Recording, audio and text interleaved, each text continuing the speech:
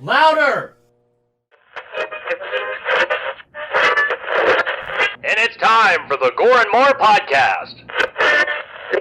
Gonna have a good time. Gonna have a good time. Yeah, we're gonna have a good time. We're going on now. A ball break, walking hand in hand in the moonlight. We'll be the sweet soul there. I swear we'll never part. We're going on now. A ball break, running in the sand, feeling alright. And what's going on, Gorehorn? Horse. Fuck When yeah. we turn into Gore Horse. Horse. 2 weeks Gore ago. Horse. I didn't tell you guys. Sorry. Damn it. What's up, Gorehounds? And welcome to the Gore N More podcast. I am your not so mean fluff master supreme, Big Johnny D. See, there you go. Now I just had to get that fucking little hiccup out. Oh, man. Bringing this shit show in. However, I do not bring this shit show in alone. For with me, as always, are my beloved horror homies. Started off with that dark lord of knowledge, that Chad Daddy, Mr. Chad Chrisman. What's up, bitches? Yeah, we have the Duke of the Dead, Lord Scooby the host with the ghost. I don't remember the new one he said 2 weeks ago, Mr. Steve Vasquez. What's up, motherfuckers? I'm back. What was the new one you said 2 weeks ago? The Dean of the Deceased. There you go. Sorry. What's up, Ben? Welcome. Shut up, And Ben. hey, That's his He slogan. he No, loves that's you, his, Ben. that's his Oh, tagline. Shut up, that's Ben. fine. That's fine. You say you be nice to Ben. And that beloved meat mountain, that killing machine, Mr. Bobby Amone. Hi, I'm the stick of meat of the crew. Yeah. See you all that's here right. again this evening. The See, Dame this of is Lame. this is why we tell Ben to shut up. He's not allowed to talk. The Dame of the Lame. All right, I like it. Today is May 22nd, 2023. We are at almost the fucking end of May, boys. Holy Oh, shit. God, it's fucking Wow. Where flying. the Almost- fuck did this year go? Almost Green Goblin. Right Day. now, almost God. to hell in a handbasket. Right? Jesus. And, well, we're going to have a fun episode tonight because we're talking 1985's Fright Night. However, before we do that, we're going to do what we always do.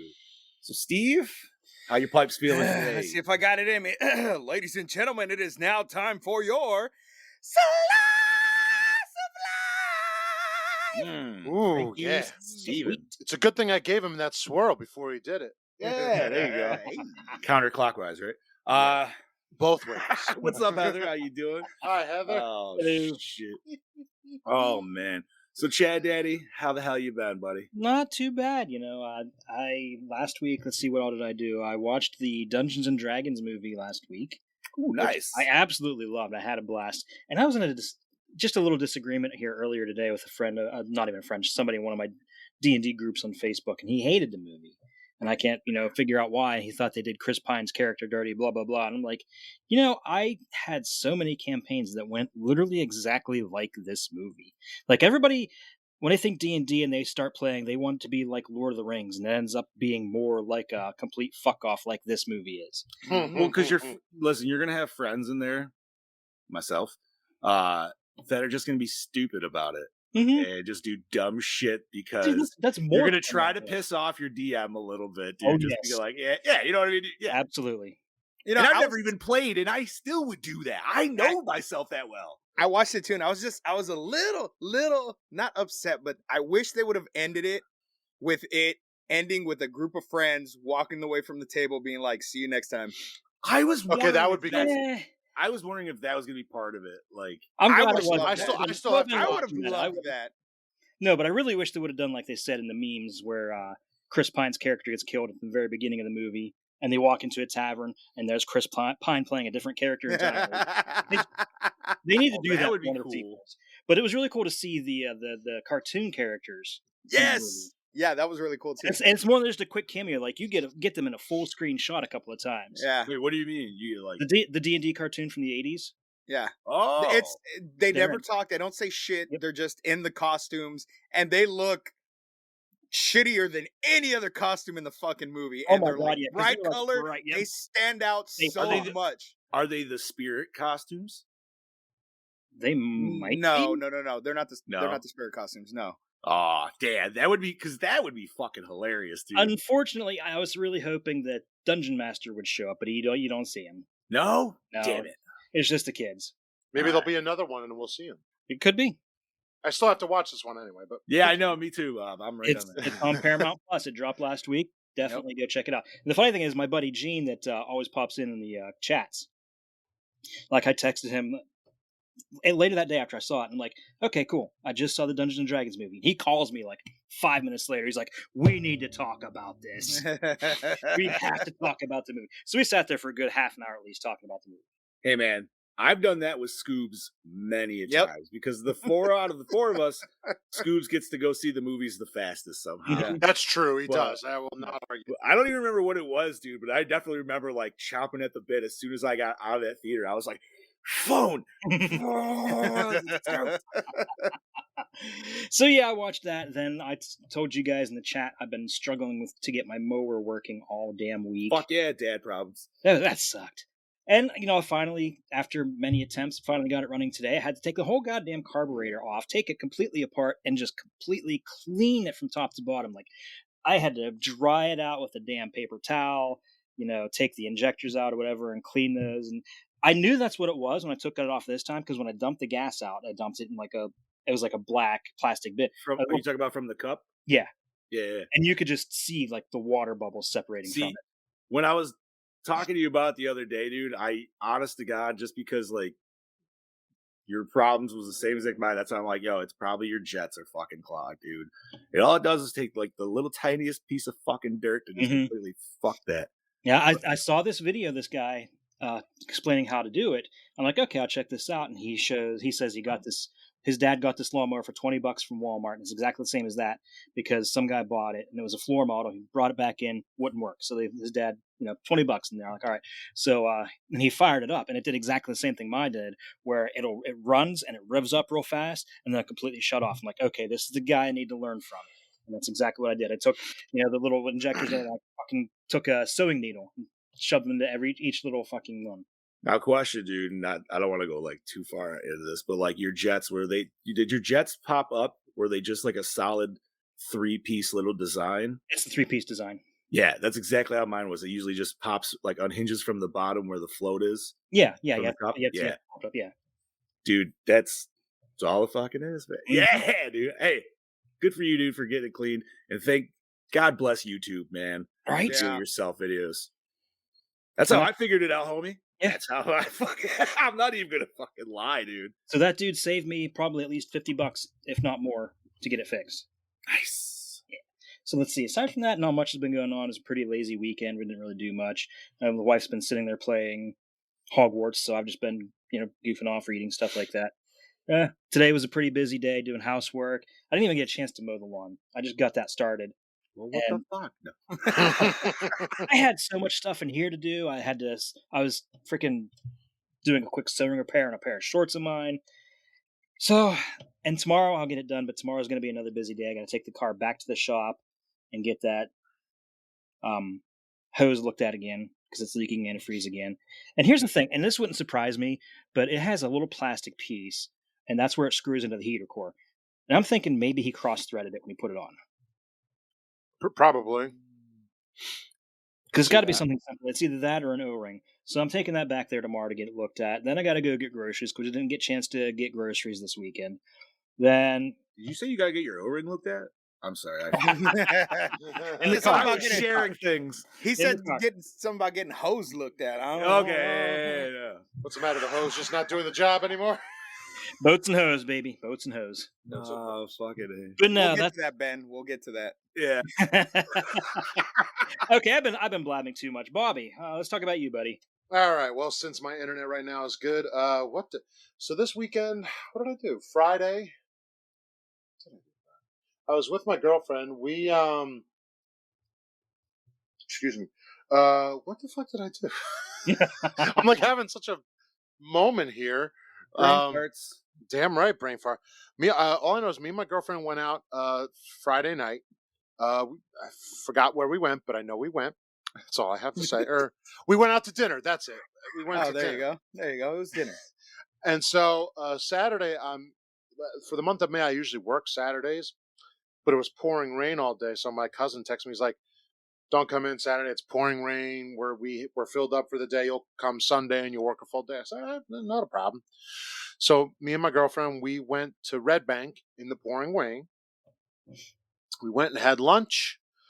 I went and got some cigars, more than some cigars. I got myself 2 brand new lighters. I filled up my humidor for probably the next, few weeks. So at least I'm good for then. And then we went to a little music shop, and then we went to, I should have sent you boys a picture, but I'll be going back again and you'll see. We went to a sub place, or not a sub, a sandwich place. It's called Talercio's. And we got these fucking monster-sized sandwiches that if you cut the sandwiches in half, you'll have Go enough. on. You'll have enough. You had me cut a sandwich. If you cut the sandwiches in half and in half again, you'll have enough for 5 sandwiches, literally. Holy shit. One sandwich is enough for at least like 4 sandwiches. Is it one of those ones that's stacked like yay high with deli meat? More than just deli meat, like they do. Does this sub have the word fat in the title? No, it don't need it. Oh. You just let the sub speak for itself, man. Don't let the title tell you. Just let the sub speak for yourself. Yeah, but sometimes when the thing is called a fat something, that already at least gives you the heads up of like, all right, this is going to be a check on the fucking glutton scale here. No, see, you just got to walk in and watch them make your sub, and then you just go like this. What the fuck? Holy What was this place called again? Talercio's. If you guys come to Jersey, I will take you. We will go. I promise. How close is it to where Cherry Hill is? When we go to the restaurant? It might be about an hour. That's okay. doable. That is extremely not doable. That is good doable. food. That is totally doable. I mean, so I want to say it's when rough. you're there 3 days, you need a good break in the middle Mhm. of Saturday. Yeah, maybe, dude. We'll see. All right, we'll see. So, but I'm just gonna put me into a fucking coma for fucking 5 hours. and it's not going to be with alcohol. It's going to be with food. That's my type of coma right there. Anyways. Yeah, fuck yeah. It's the itis again. Yep. Yes, Always. So we did that, and then we came back to my house, and we just chilled out, watched a little TV, had a nice little relaxing night. Sunday I worked, and then I had off today to go take care of some family business. Didn't exactly go the way it needed to. That is what it is. But I also got to watch this movie and chill out. That's about it. That was my weekend and everything.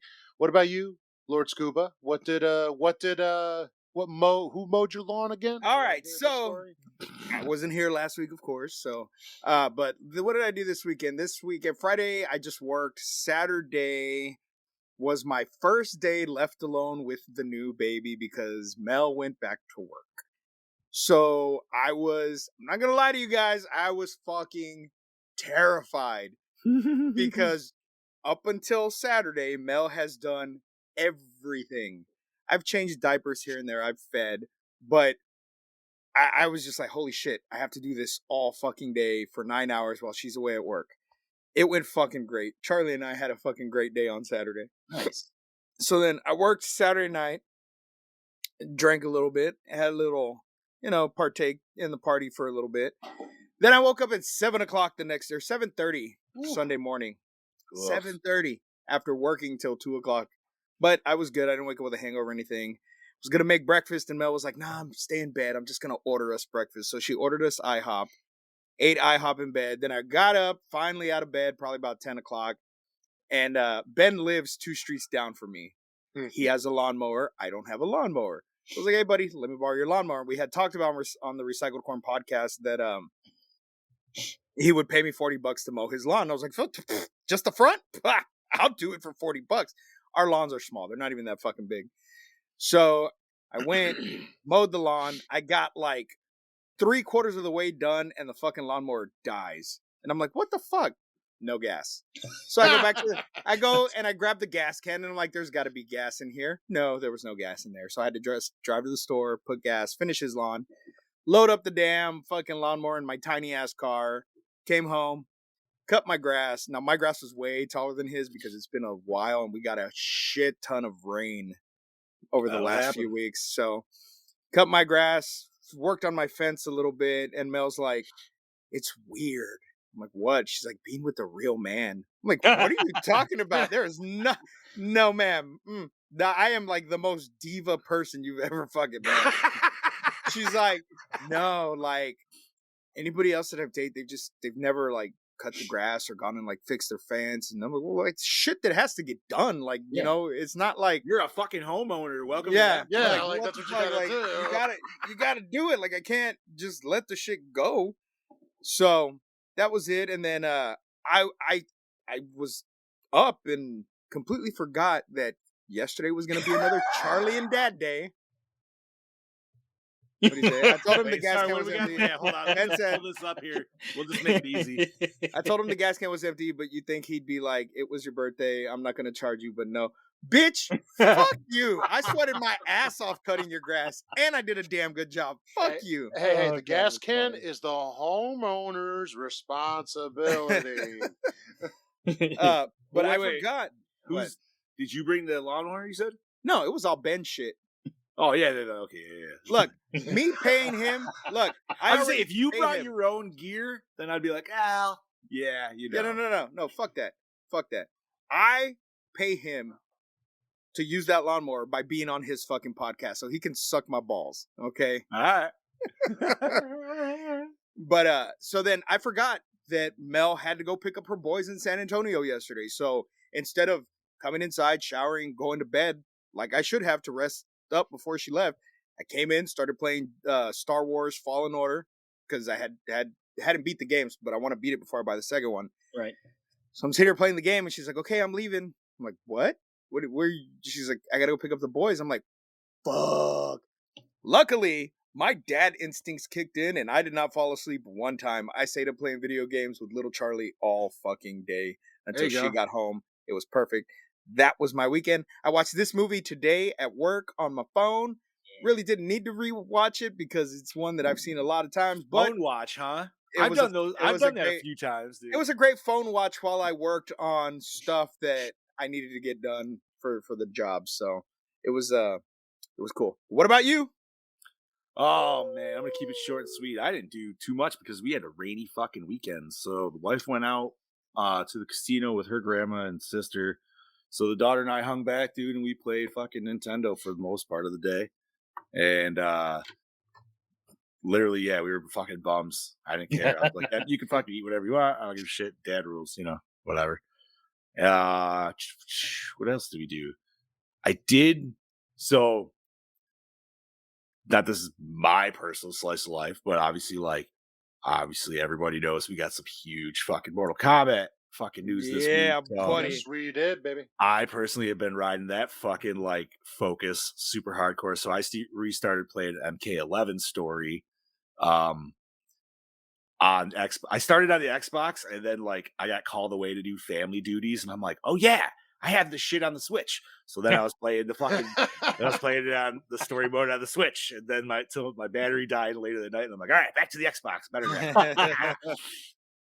shit, maybe I should do that. Well, we got plenty of time.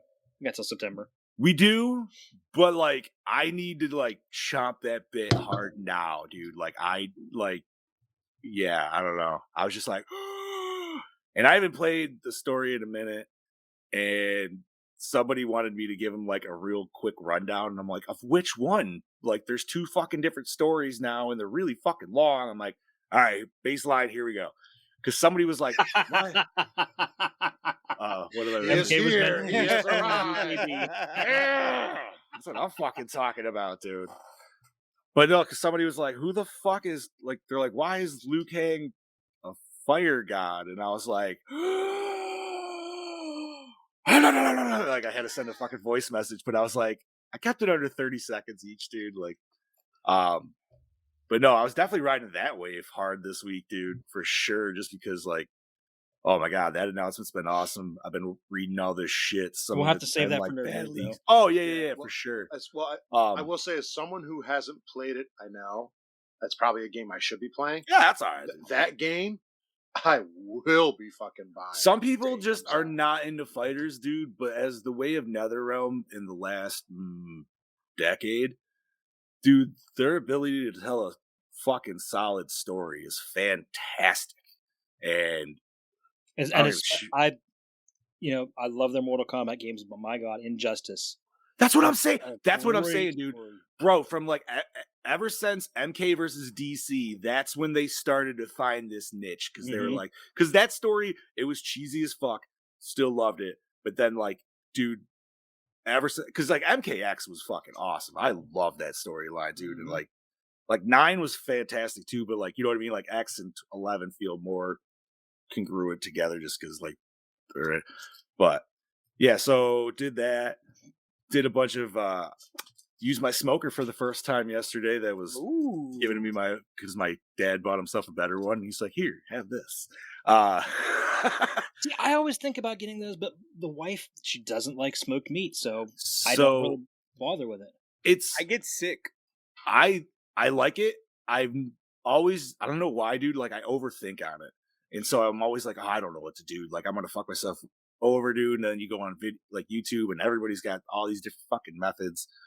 So I was like, fuck it, dude. We're just gonna do it. I just gotta rip the Band-Aid, whatever. What's up, Mel? What's up, Brody? And Jeremy. I gotta say, hello. Shout out to everybody. Yeah, we're out there, dude. We're not ignoring you guys. No, not by any means. Thank you guys for all being here. That's awesome. Yes. But no, so I did I had a pork loin in the freezer, dude. Took that out Saturday to get that shit ready, which is like super fucking easy.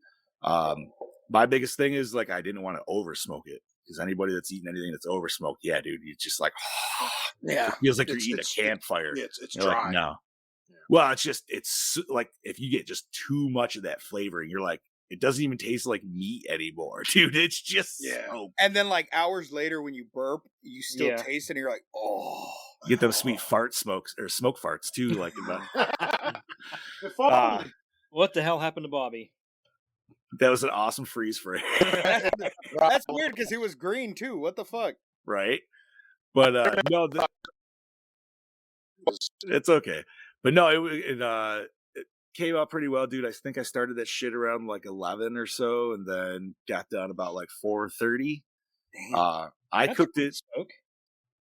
And well, okay, man. There's like those people that are like, "Oh, you got to do this pork butt for 24 fucking hours." No, you fucking don't. You can, but it's all depending on how much smoke and all that, like all the flavoring and shit you want on your meat. Because you could definitely get some fucking succulent shit that's gonna just fall right off the bone, dude. After like, you know what I mean? It all depends on like. And I was fucking with it too, because I was cooking it at 250 for a little bit, but then I was cooking it a little bit faster, so I dropped it down to about like 200.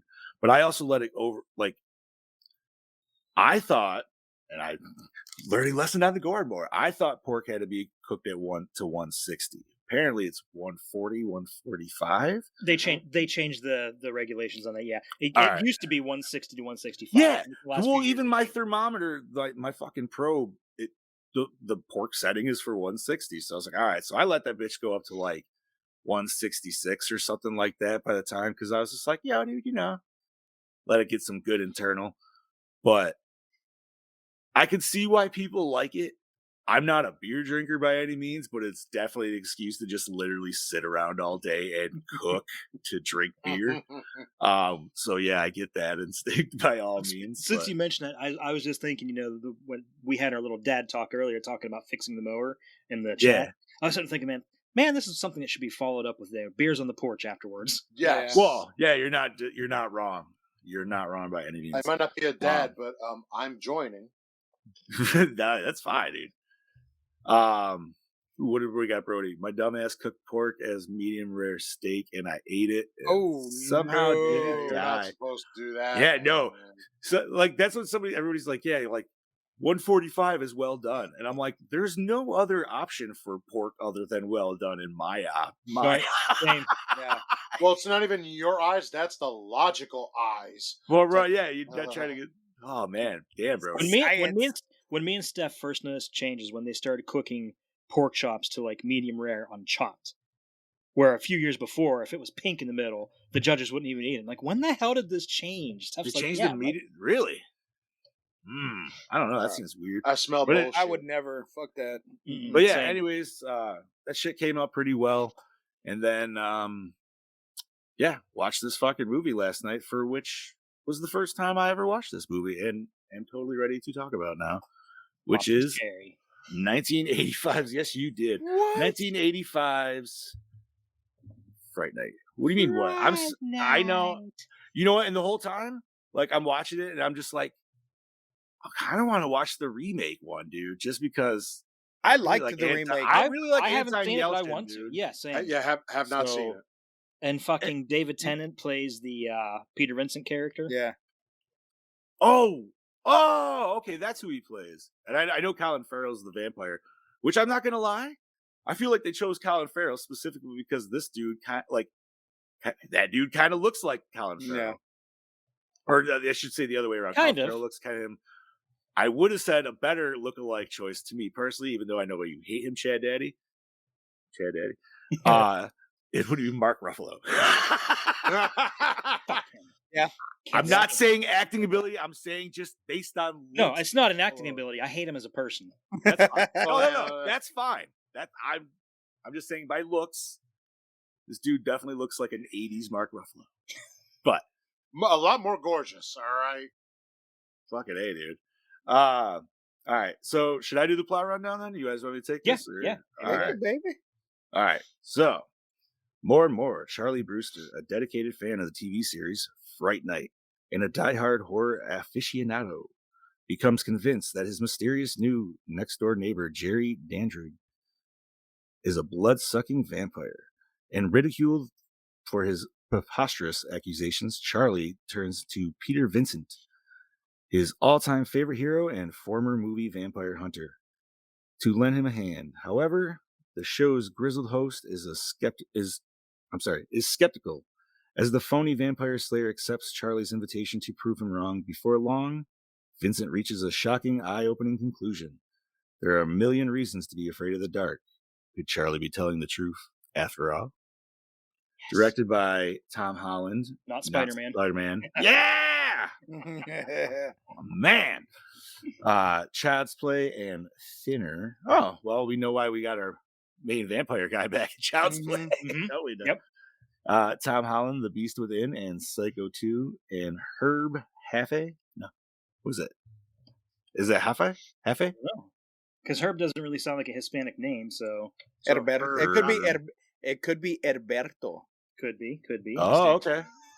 Demon Seed and Motel. See, I see Herb, and there's this dude from my high school back in the day, and he used to go around just calling people Herbs. He's fucking retarded. Yeah, Scoobs. I don't want to elaborate. I don't even want to give him. He just called random people Herb.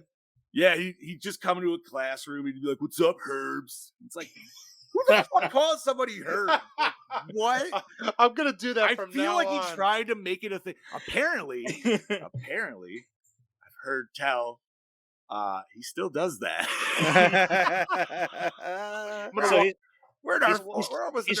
He's trying to make fetch happen. I think he is, bro. I think he is. I'm gonna walk into work tomorrow and just be like, "What's up, Herbs?" Oh, I can't believe I just quoted Mean Girls. Yeah, you did, dude. Mark that on the calendar. Episode 242. Chad quotes Mean Girls. All right. Who wants to take this? Bobby? That's me. Starring Chris Sarandon, Child's Play, The Nightmare Before Christmas as Jerry Dandridge. I almost fucked up his name there. I almost did. William Ragsdale, Herman's Head, Frankenstein, The College Years as Charlie Brewster. Amanda Beers, whatever. Married with Children, Fraternity Vacation as Amy Peterson. Stephen Jeffries, 976 Evil, Fraternity Vacation as Edward Evil Ed Thompson. Jonathan Stark, House 2, The Second Story, Project X as Billy Cole. Dorothy Fielding, Kiss Me Goodbye, The Preppy Murder? The Preppy Murder. Never heard of it. As what? He's laughing over. I'm trying to think of the concept of I'm not laughing at anything you did or said. I just have something funny to say about Stephen Jeffries. Okay. As Judy Brewster, Art J. Evans, Die Hard 2, Die Harder, The Mighty Quinn as Detective Lennox, and Roddy McDowell, Legend of Hell House, Shakama as Peter Vincent. I put Shakma on there because of Brody. He's talked about that before. I was like, killer monkey movie or something. Oh, okay. Total body count for this movie is 5. Chad. Okay, so I'll wait to the general discussion to bring up my Stephen Jeffries thing. So music by Brad Fiedel, Terminator, Blue Steel, cinematography by Jan Kieser, Bad Moon, The Thaw, edited by Kent Beda, Gremlins 2, The New Batch, and both the live-action Scooby-Doo movies. Which, you know what? I really enjoy. Oh, the second one indeed. especially. The second one was Indeed. great. Let's see, what was it? Effects and makeup by Entertainment Effects Group / Boss Film Studios, Ghostbusters, Big Trouble in Little China. Right on. Distributed by Columbia Pictures, runtime of 106 minutos, rated R for mature audiences, budget of $7 million, and it grossed $24.9 million, so it was pretty successful. Not bad. So, you know what? I'm so glad you put for effects and makeup for Ghostbusters because holy shit, how many times did you hear the terror dog in this movie? Yep. Yo, I was at least 3 that I could think of. Ghostbusters is why they got this job. Ah, Fair perfect. enough. They're like, yo, did you see that explosion at the end? Ridiculous, right? Well, it's interesting because I think it was either, and it's in my notes, it's either the bat they used or Jerry Dandridge's face was their original design for the library ghost. Oh, shit. Okay. That Hey, would there's make my buddy sense. Gene. Gene, we were talking about you earlier, buddy. Hey, buddy. Hey, buddy. You're welcome. It's You know what? That also might explain, because if it's the same person that might be the hairstylist for Amanda Bierce, why she had some fucking sweet gozer hair going on towards the end there, dude. Unless, I mean, that also could be just the 80s thing, too. So, Yeah. Married with Children ruined me rewatching this movie today. Because anytime Amanda Bierce was on screen, That's all I could Marcy fucking Darcy. see, dude. I was like, shut up, Marcy. Get out of here. Fucking yes. That's all I could think. Al But Bundy's the insults just kept popping The in my funny head. thing is, even back watching Married with Children, I always low-key had a little bit of a crush on Marcy. No, I always thought I she was a did. cunt. Not, all right, I not always the thought she was a cunt, dude. not the Married with Children version. The version in this movie, yeah, 100%. I always thought it was weird as a kid that I thought Peggy was hot because I was. Oh, like, she wait, was. Am I But supposed fun- to think but- Peggy's hot? Like I don't. Cause Dude, like, I always she's think about she's it. a comedian. Girls that make me laugh are kind of hot to me. That's fair. That's fair. I don't know, man. She always just screamed fucking cunt to me. Okay, so now that we're in general discussion, I got to bring up the Stephen Jeffers thing just because Yes. it's a little tragic, but it's also funny. So after he did this in 976 Evil, he ended up doing gay porn. And that's not the funny part. The funny part was I'm sitting there looking through his whole list of movies on IMDb, and you can clearly tell where the regular movies stop and the gay porn titles begin. And I'm sitting there scrolling through, and I kid you not, one of the names of his movies is called Butt Blasters.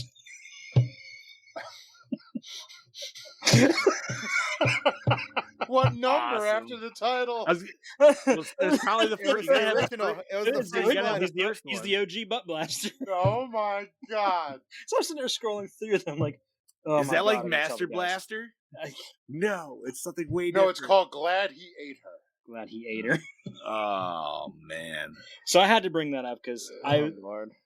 it was just too funny not to bring up. You know what? It's You sad gotta that he- make money somehow. Yeah, it's right? sad that he kind of fell from real acting into that. Yeah, but niche. he was so I hated him in this movie. Yeah, I agree. His character, the way it was written, the way it was acted, he was just a horrible character for me in this fucking movie. You know, I've I never didn't, seen 976 Evil, so I don't know if he. I don't. you know. His character in 976 Evil wasn't much better. I've never seen that. I think it was basically the same. If you really, what happened? 976 Evil. Basically, like the same type of I feel- character. Which I remember seeing the cover. Look that up for me. If I'm not, I want to say that was directed by Robert Englund. I'm looking at it right now. I remember seeing like the cover at video stores and stuff, but I've never, Yeah, I I've always never saw it watched it. too. Let's see. Case. Director Robert Englund. Yeah. Okay. Oh, Yeah. 1989. It wasn't a bad movie, but it wasn't by any means anything spectacular either. No. Gene says Steve or Jefferson for Married with Children. I was like Jefferson. Steve. Jefferson. Steve in the later years because he was getting more like Al, but Jefferson Yes. was just always like Al and just a total bimbo. And he was Jefferson was great because he was that, if not worse. But then had like the flip where like he tried to hide it where Al didn't hide it. You know what I mean? Yeah. No, what I loved was it was eventually revealed that Jefferson was originally a CIA agent, and I love when they'd always bring that up. Because Yeah. Mm-hmm. He was a Mimbo though, for Oh sure. yeah, Oh, he was God, a total yeah. himbo. But Steve definitely like I don't know. There's some really good episodes with Steve, dude. There were. Like, I like the episode where Steve came back and met Jefferson. Mm-hmm. I don't know if I remember Oh, that one. Yeah. No, I and think even it was just one and episode. an even better episode than that was when Peggy was telling the kids telling Seven a bedtime story, and it was from one of her pirate romance novels. Oh, yeah. and Steve played the head pirate, Yeah. and Marcy was cabin boy girl. Cabin boy girl. Oh, I it's just been a always minute. I never understood how Marcy bagged Jefferson personally. Money. Drunk. And she probably. Well, gave there good was head. actually okay. Yeah, 'cause I didn't know remember she had money though. she was a banker. I mean, That, I or guess she was could have really good Steve's in money, bed. too. Maybe. Hey, listen, the weird ones. I seem to never remember know. them doing a lot of freaky shit because they would always get mentioned somewhere. Yeah. Yes, this is true. Oh, that was such a Anyways, Get back to this movie. Married with so- Children. What a trip down memory lane that was. all right. So for the first time taking this movie in, obviously I tried not watching this with a 2023 glasses on. Obviously, you had to put the 1985 glasses on. A little different. I think overall it was a pretty fun movie. It was a pretty Yes. solid movie. It was a normal it was your classic vampire story, just with a Set in the 80s. with Yeah. a upbeat In the take suburbs. the- Yep. yeah. And I liked it though, because like you got the weird like henchman, you got the vampire doing the actual like vampire shit of like romance and women, dude, and fucking all his thing. I figured he was gonna get the mom. I Honestly, thought he was like too. I mean, I would have. She was hot, but Thank you. I was thinking that watching this. I'm like, she was one of the hottest. Charlie's ones in She there. was a mama's kinda good-looking hot. woman. She was one of the hottest ones in there, and she was a really nice mom. she was. Yeah, she she was was very a great nice. mother. Bro, she's freaky because you know why? Because she still had stuffed animals in her room. I would have never thought of that. Oh, Lord. She had a Raggedy Ann, dude. That should tell you She something. did. now. She did. Mhm. She had Raggedy Ann, man. No, she, this movie She was- wants to be that Raggedy Ann. Right. Mhm. This movie is super fun, and it's always one where, unfortunately, like one of the coolest shots of the movie is the end shot with Amanda Bierce there, where she's Yeah, like actually with like her full mouth. Big old full So shot. her full mouth and Yes. everything. So like I always knew that image before even going into this movie. You know? Yeah. And I think Yeah. we might have even used it on the cover if I'm not mistaken. They did. Did they? And the- Okay. Yeah. It was Yeah, also it's in the cloud or some shit. Yeah, it's in the cloud Yeah. above the. Yeah. And they You know, reused it for the poster for the sequel too, even though there's not a scene like that in the sequel. that's weird, but I guess you gotta do what you gotta do. No, I thought it was pretty cool. I feel like the first half definitely lagged a little bit. It definitely didn't really pick up pace until I think the friend got fucked with. And then that's when shit started. I was like, all right, here we fucking go. Well, at that point, he didn't give a fuck anymore. You know, he didn't care about hiding that he was a vampire anymore. So Yo, man, at Yeah, that he- moment in the yeah. club when he decided to kill off the bouncers, like as Yeah. secretive as he Did was, you it was just recognize? like, Did you recognize the bouncer? yes, Yes. It was what's his name from part fucking three. three, wasn't he? Yep. Yeah. All right. Um, I can't think of his name right at the moment. Same. Yeah. I just remember the fucking Shane scene. I just think of like him smiling. No, but this was like, so vampire movies are hit or miss for me because I am not huge on the monster of vampires. Like Same. I like when they're feral. I like when they're more monstrous. But as for like the romanticizing of it, not really Yeah. my thing. I've never gotten that either. Yeah, like the story of Dracula is cool and all, but Could be. yeah, it's just it wasn't my like if somebody was and I know I'm gonna get so much fucking hate for this, but if somebody was like, yo man, do you want to watch Bram Stoker's Dracula or Blade? I'd probably pick Blade. Blade. Fuck yeah, Blade. All day. But Yeah. Bram Stoker's That's Dracula is fair still a enough. pretty good movie because No, It is. It is Yeah. a It good is. movie.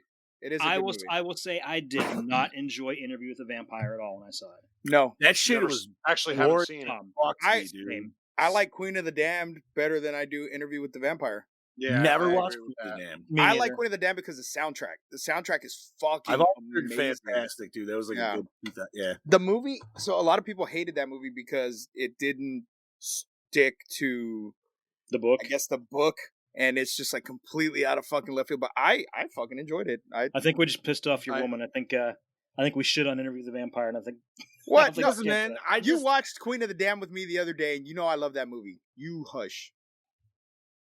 I don't know. I think you know why I I'm don't not like saying it. it It's can't Tom be Cruise. an It's Tom amazing- Cruise. That's why I don't like it for him. I just didn't like it. I thought it was dumb. There was a Once lot again, of I don't scenes like that made me uncomfortable. Yeah, thank you. Romantic scenes that made me Yeah, extremely with a 12-year-old uncomfortable. girl. That Yes. just doesn't need to happen. It just and it doesn't. was weird, gross. And Yeah. I felt weird as a kid watching it, and I haven't Yep. watched it as an adult, but I can only imagine it probably make me feel even gross. Like But that. we're not here to talk about Interview with the Vampire. No, we're here to talk We're about talking about a Fright better Night. We're talking vampire about a movie. good This, Fright Night. so first of all, let me just say, perfect cast for a vampire. This Yeah. dude Mhm. Oh yeah. has the machismo and just that look, and he's a very handsome man. I He mean, is. straight up, I can see this dude definitely pulling in ladies left and right. And more than just that, he was without very- he was- vampire powers. and he was very suave and debonair about it too. Like he Yes. pulled on the charm with Charlie's mom. He also had Mhm. such a smile, like a Bro. legit smile. It's like, yo, that man, he fucking handsome as shit. He's Prince Humperdinck. Come on. At the same time, with Charlie's mom, Chad, I would if I was Charlie's friend, Oh, I I'd would be mac on on his that. mom Oh all yeah. the Oh, time, dude. absolutely, dude. Absolutely. I'd be like, yo, I'm dude, glad I'm gonna go I- help your mom with snacks. I'll be right back. I am glad. I'm Yeah. glad I'm not the only one that felt that way. No, Because you know she's lonely. Oh God, Who she knows has where to. Charlie's dad went? She. That's what I was trying. Steve, I spent 15 minutes trying to figure that backstory out in my head. And I was like, wait, I'm not paying attention to the movie. Where did his dad go? How could I'm he glad we leave were on the same page her? for that second, dude. Yes, you're not wrong. Charlie's mom. Yes. She is, this Mel. Charlie's mom is hot She too. is. Yes, Oh, Oh, well, get it because Mel's Yeah, Charlie's mom. yeah. Mel is I like Charlie's it. mom. Yeah. Okay, cool. Yes, baby, you are. No, this. So effects wise, man, we got some sweet effects in this, dude. Yeah. The mouthpiece on her face, it looked cool, but with time, I feel like maybe it's with clarity too. You could see a little bit of the makeup. Okay, shit there, and I'll bring this up now because it's also in my notes. But the reason it looks like that is they were literally told to just throw it together. They built that piece over the weekend with the intention that it was just going to be a quick shot. You wouldn't really get a good look at it. It ended up being on the poster. It ended up being there front and center for a good part of the shots. So it wasn't intended to be used that way. Or at No least that's how the shit. effects team took it. Yeah. that sucks then, dude, because like, could you imagine if you were told like that? So you're like, you literally half-ass a project because that's what they ask you to do, Mm-hmm. and then they use it for the most like, fuck, I'd be so pissed at myself for that, dude. I would be too. That's exactly how Savini feels about Cropsy too. Yeah, he rushed that project. So yeah, Okay. I could see that. because her face. I just.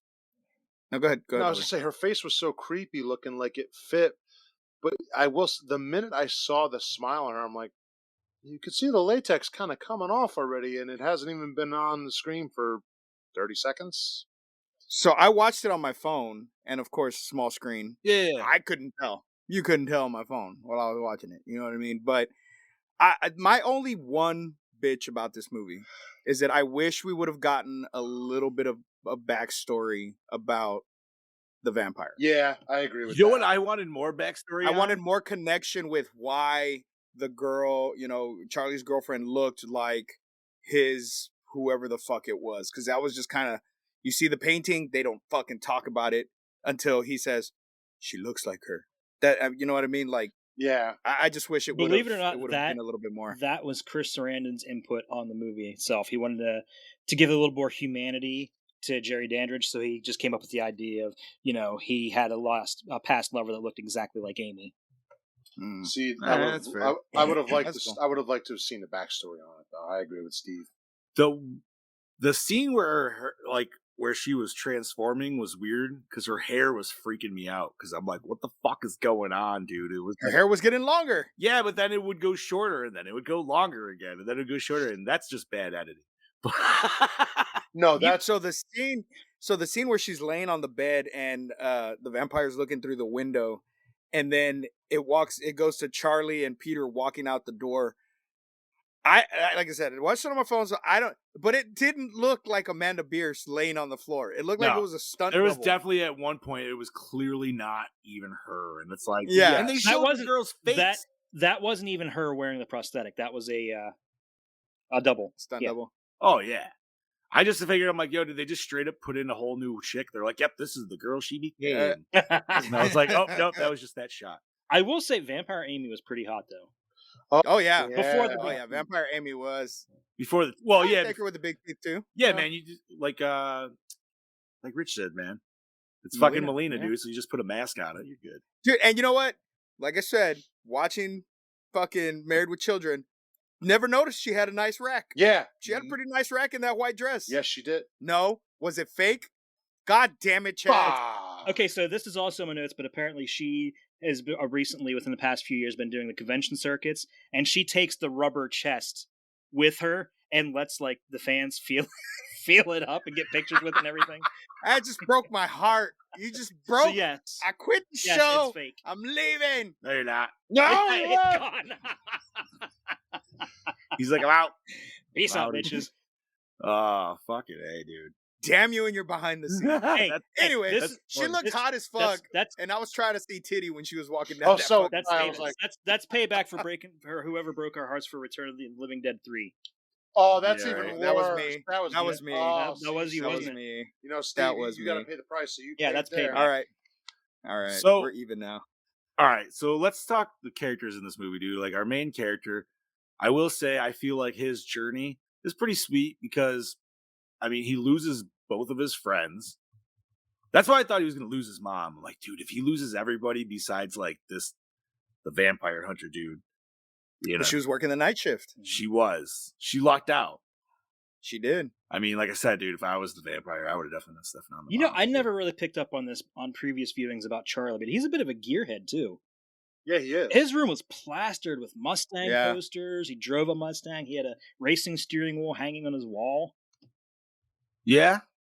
So Too he's a bad they gearhead. didn't incorporate with him like fighting somehow or something. I mean, he already fucked up his car though, but you know what I Yeah. mean? Like if he made some weapon props and shit. But I have to say I will give it kudos that it's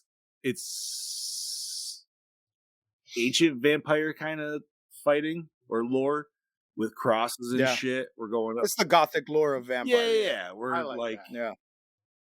it. Where they don't have reflections. Yeah. They're the garlic. You know, it's none of the new age shit that we have now with vampire. The only thing that they didn't even really bring in was silver, which is now one that, you know, they say, oh, silver now it's vampires. Okay, Well, actually, that's always, and that was never brought up in the movies. That's always supposed to have been there, and that's why vampires don't cast a reflection, is because Yeah, because the Silver. mirrors Silver. in the old days were silver. Oh, Yeah. okay. That makes sense. Nice. silver's Now here- pure. Now we're So, but nowadays mirrors aren't made that way. So, if vampires were to exist and you had a new They mirror, would probably cast a it reflection. would cast a reflection. oh shitty. Yeah. The more you know. Vampires own the mirror industry. Oh, there That you makes go. sense. Hot take. Ding dang. Next episode of Shit. Somewhat Supernatural. So it's supernatural. Bro, oh my god, imagine just doing a season of just starting your own fucking like Hot takes. theories like that. Like the really far Oh, out dude. conspiracy theories. Yeah, just oh man. That'd be actually be fucking a fantastic. great show. All right, Anyway. so the main character in this, like I said, friends get fucked. His buddy definitely gets fucked in the alleyway. He's got a crazy scream, by the way. I gotta say, I feel like we gotta mention there. Well, never mind. Continue. Right. He loses his woman and Gets then her back though. He gets her back, but she's, you know, the vampire banged her out. Like, would you want her back after that? Well, not only You know, that, that's a but good question. not only that, but was it there was already sunlight coming through. So technically isn't that dawn? Yeah. that's He actually wasn't fascinating. dead then, so she would have like remained a vampire, right? I never understood that either because when the clocks go off, it's 6 o'clock. That's dawn. Yeah. They kill him after 6 o'clock, and then she turns back to normal. Brody's a daywalker. But if that was the case, why didn't the friend turn back? Why didn't Evil turn back? Because he killed him already. No, he He didn't. wasn't dead. He was alive at the end. Didn't Remember? die. So when Was you his stab a eyes at the vampire, end you and have he to laughed? because I did the episode on someone supernatural. So when vampire lore right here, knowledge bomb for you, Bobby. When you stab a vampire with the stake, you have to leave the stake in the heart. Yeah. If you take it out, They reanimate. they can regenerate and come back. Didn't we learn this in Bordello of Blood? That's why they would stab them, cut the head off, and then rebury them. Okay, that makes sense then. I guess in this movie that was like going out the window a little bit, which would make sense if that's what they wanted to do, I guess. No, I was kind of wondering that myself because, like, when I did one of the things where I yelled at the TV, but like when he took the stake out, I was like, "No, you don't do that." And it came back. I so also, was kinda I happy also that we got that wondered if it, payoff. I also wondered if it might not have been a thing whereas Ed was willingly turned and Amy was not. If that made a difference too. That could probably play well- a factor. Yeah, I could see that. So Heather says Amy hadn't fed yet, but neither had Evil. Right. We never saw Evil feed on anybody. So, Right, he was just like he showed up at what's his but name's willingly house or and- not, if you kill the head vampire, anybody in that chain gets turned back. So he should have theoretically. See, I didn't think it was that. I thought it was once they According hit their... to the quarry, that's also how werewolves work. Yep. Ooh. All right, you mentioned wolves. Is that a thing with?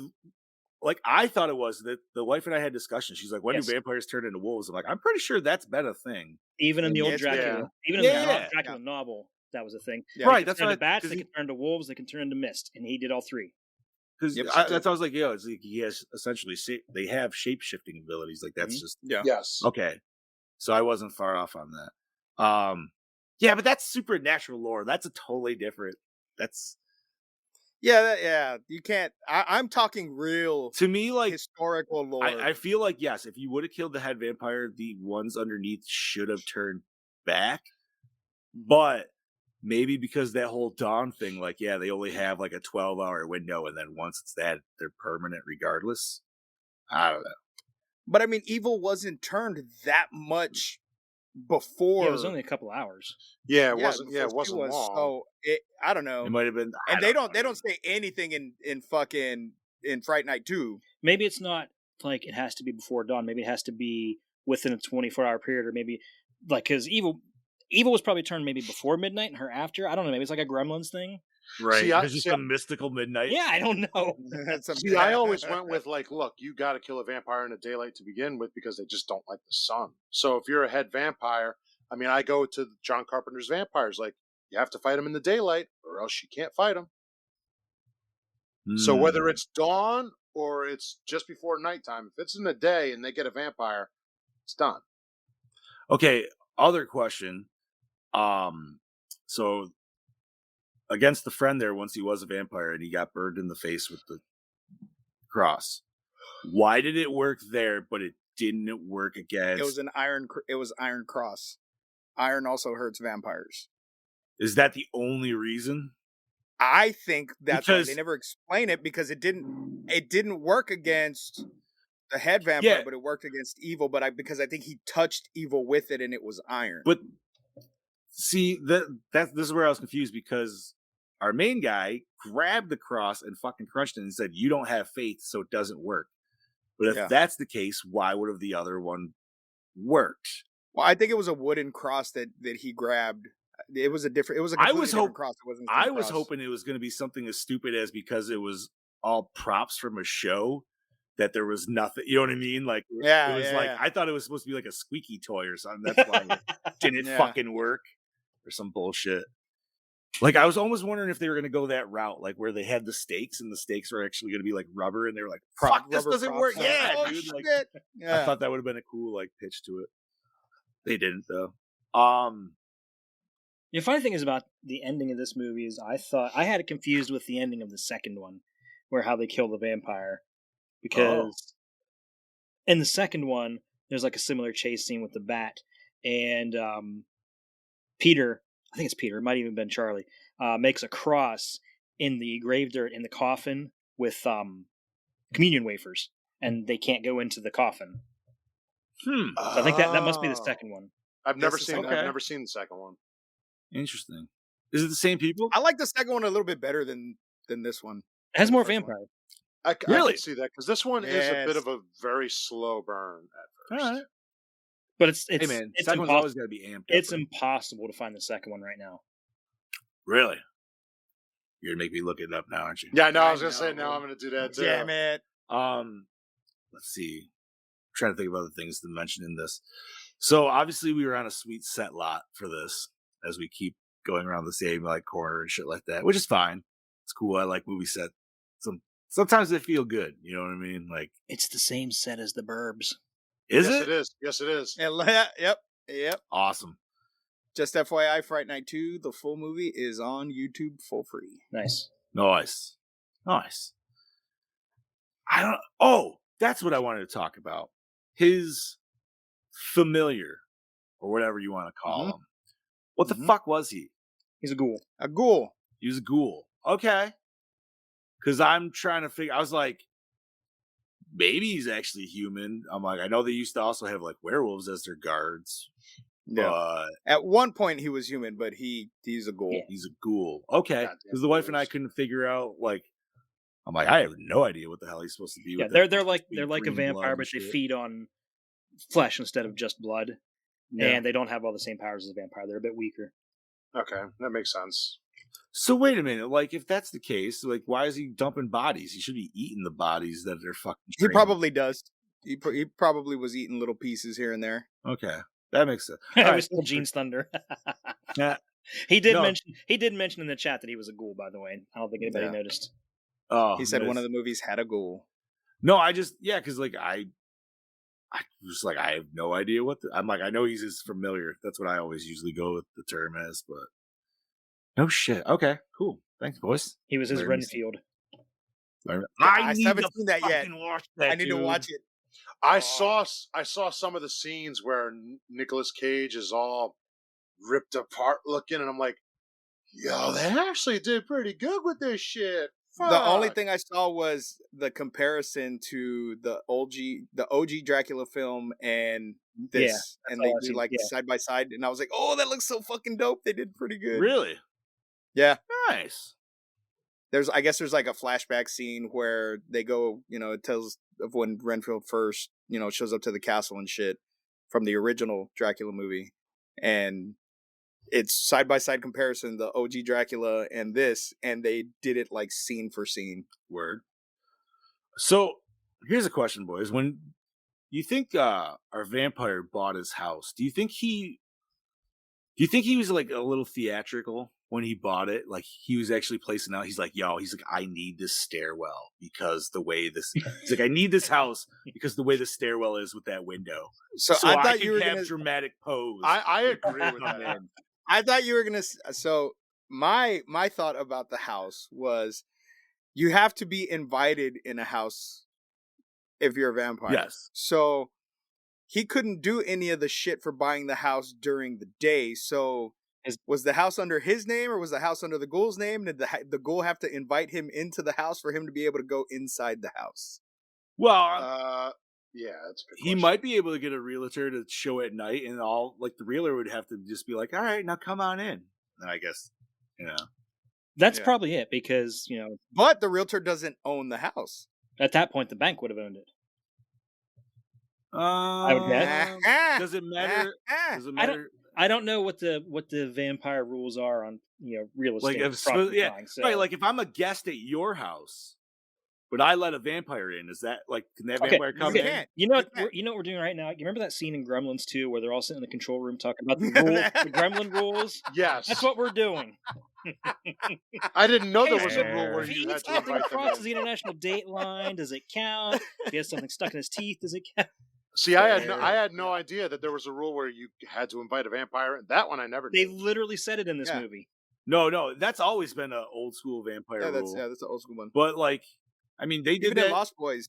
Well, also in what the fuck was that fucking boring ass one we watched? Salem's Lot. Ugh. Where he's like floating yeah. at the fucking window. Dude, I try to forget that movie. Buffy the Vampire Slayer. Buffy. Yeah. Come on, Spike, let me in. He's like, dude, I want to watch Buffy so bad. I love that fucking movie, dude. We need to put that on the Oh fucking. man, it's been a hot minute since I've seen the movie. Wait, the show or the movie? The movie. The movie. I've is never awesome. seen the movie. You've never Oh, the seen it? movie's Oh my great. god, Bobby. Paul Rubens is a vampire, dude. Oh my god, he is? Yeah. Yes, dude. He's got a goatee and fucking long Oh my hair. God, When I was a kid, I'm not gonna lie, I always thought the main vampire was Robin Williams for some reason. When it was, I don't know why. I was like, what? But obviously not. Is it on Tubi, Gene? Oh, I might watch that tonight. Honestly, no. OG Buffy vampires. Who the fuck's the two teenagers in it? What the fuck? Fucking what's her face? Christy Swanson and Luke Perry. Christy Swanson and Luke Perry. No, but then Let's Luke say that I Perry's knew. brother or buddy there. It's oh my god, Jesus, Arquette, David Arquette. Oh, David Arquette. Yeah. Super young David Arquette. I forgot he was. Oh my god! I forgot Because he remember, was in that. he's the one knocking on the window. Yeah, dude, that's And what- Luke Perry's like, come on, Let man, me you're in." floating. That's the best fucking scene It is. for a vampire scene. That That's and what I would do. I'd be like, bro, fuck you. You're flying You're right floating. now. Like no. fuck you. that is such a funny scene. You gotta watch it, Bobby. All right, I will watch it. And I Paul have to. Rubens' death scene is the longest death scene ever.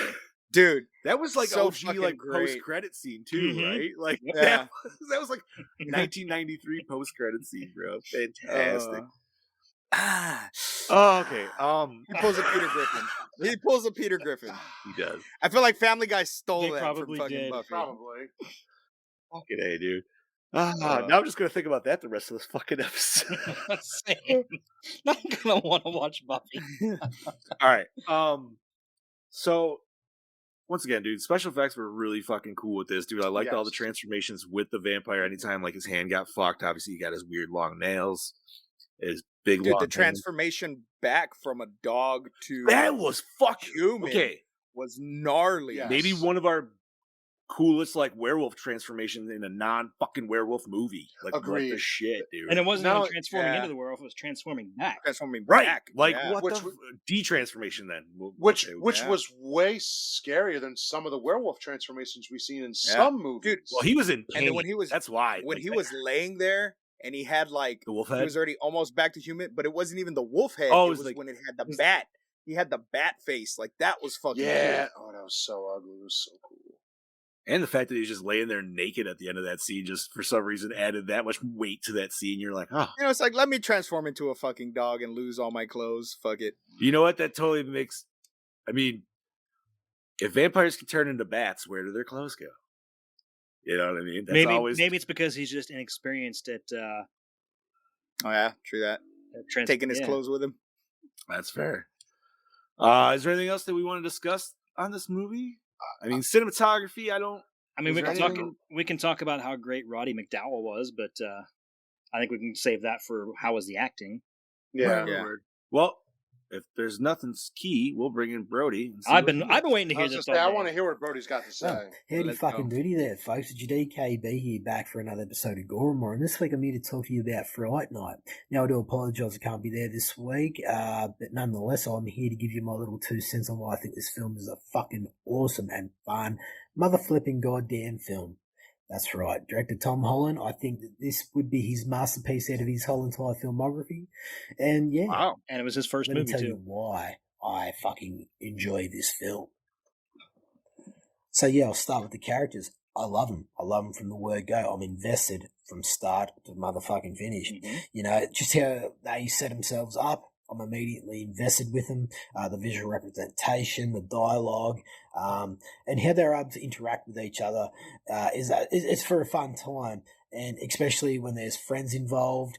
You know, and just to see how that plays out and see what stakes they're going to be held when the shit starts to hit the fan. But there's one actor that I really wanted to talk about, and that is Chris Sarandon, that plays Jerry in this film. I mean, how he's able to visually represent himself as a lead vampire is absolutely fucking fantastic. Because I mean, he's very cool. He's charming. You know, he uses this sexiest allure about him to lure in and seduce everyone around him, especially everyone else's friends, if you know what I mean. It's great to see, and like the acting of being able to control the room and grace yourself in a fantastic manner on screen it's definitely got me glued to the TV every day of the fucking week just to see how he was able to, bring his version of a vampire to life. And it's fun to see. It's fun to see how that play off with the other characters as well. And the way that Tom Holland was able to direct and block out some of the scenes and just give you a little bit of not so much shock value, but a little bit of a twist on it here and there. I think it's fantastic to see it play out.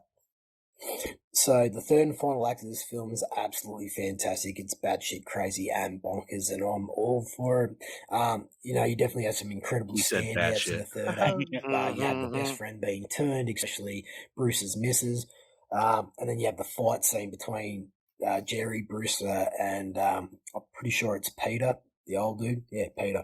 Anyway, but more importantly, what's best about this is the body horror and practical effects. I mean, they really took the time to showcase the representation of body horror with this, and it looks like the people who made these, that made the practical effects really had a lot of fun with it and took the time to,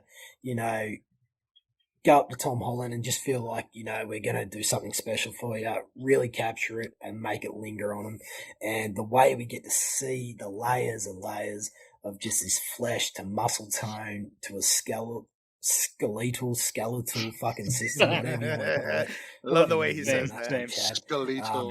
Just the way how they were able to really, deep dive into the human anatomy and just be like, let's just all go for it. I mean, we really haven't had much of this in the fucking first half of the film. Let's just go balls to the walls with it, and it just works. It works extremely well for what it is.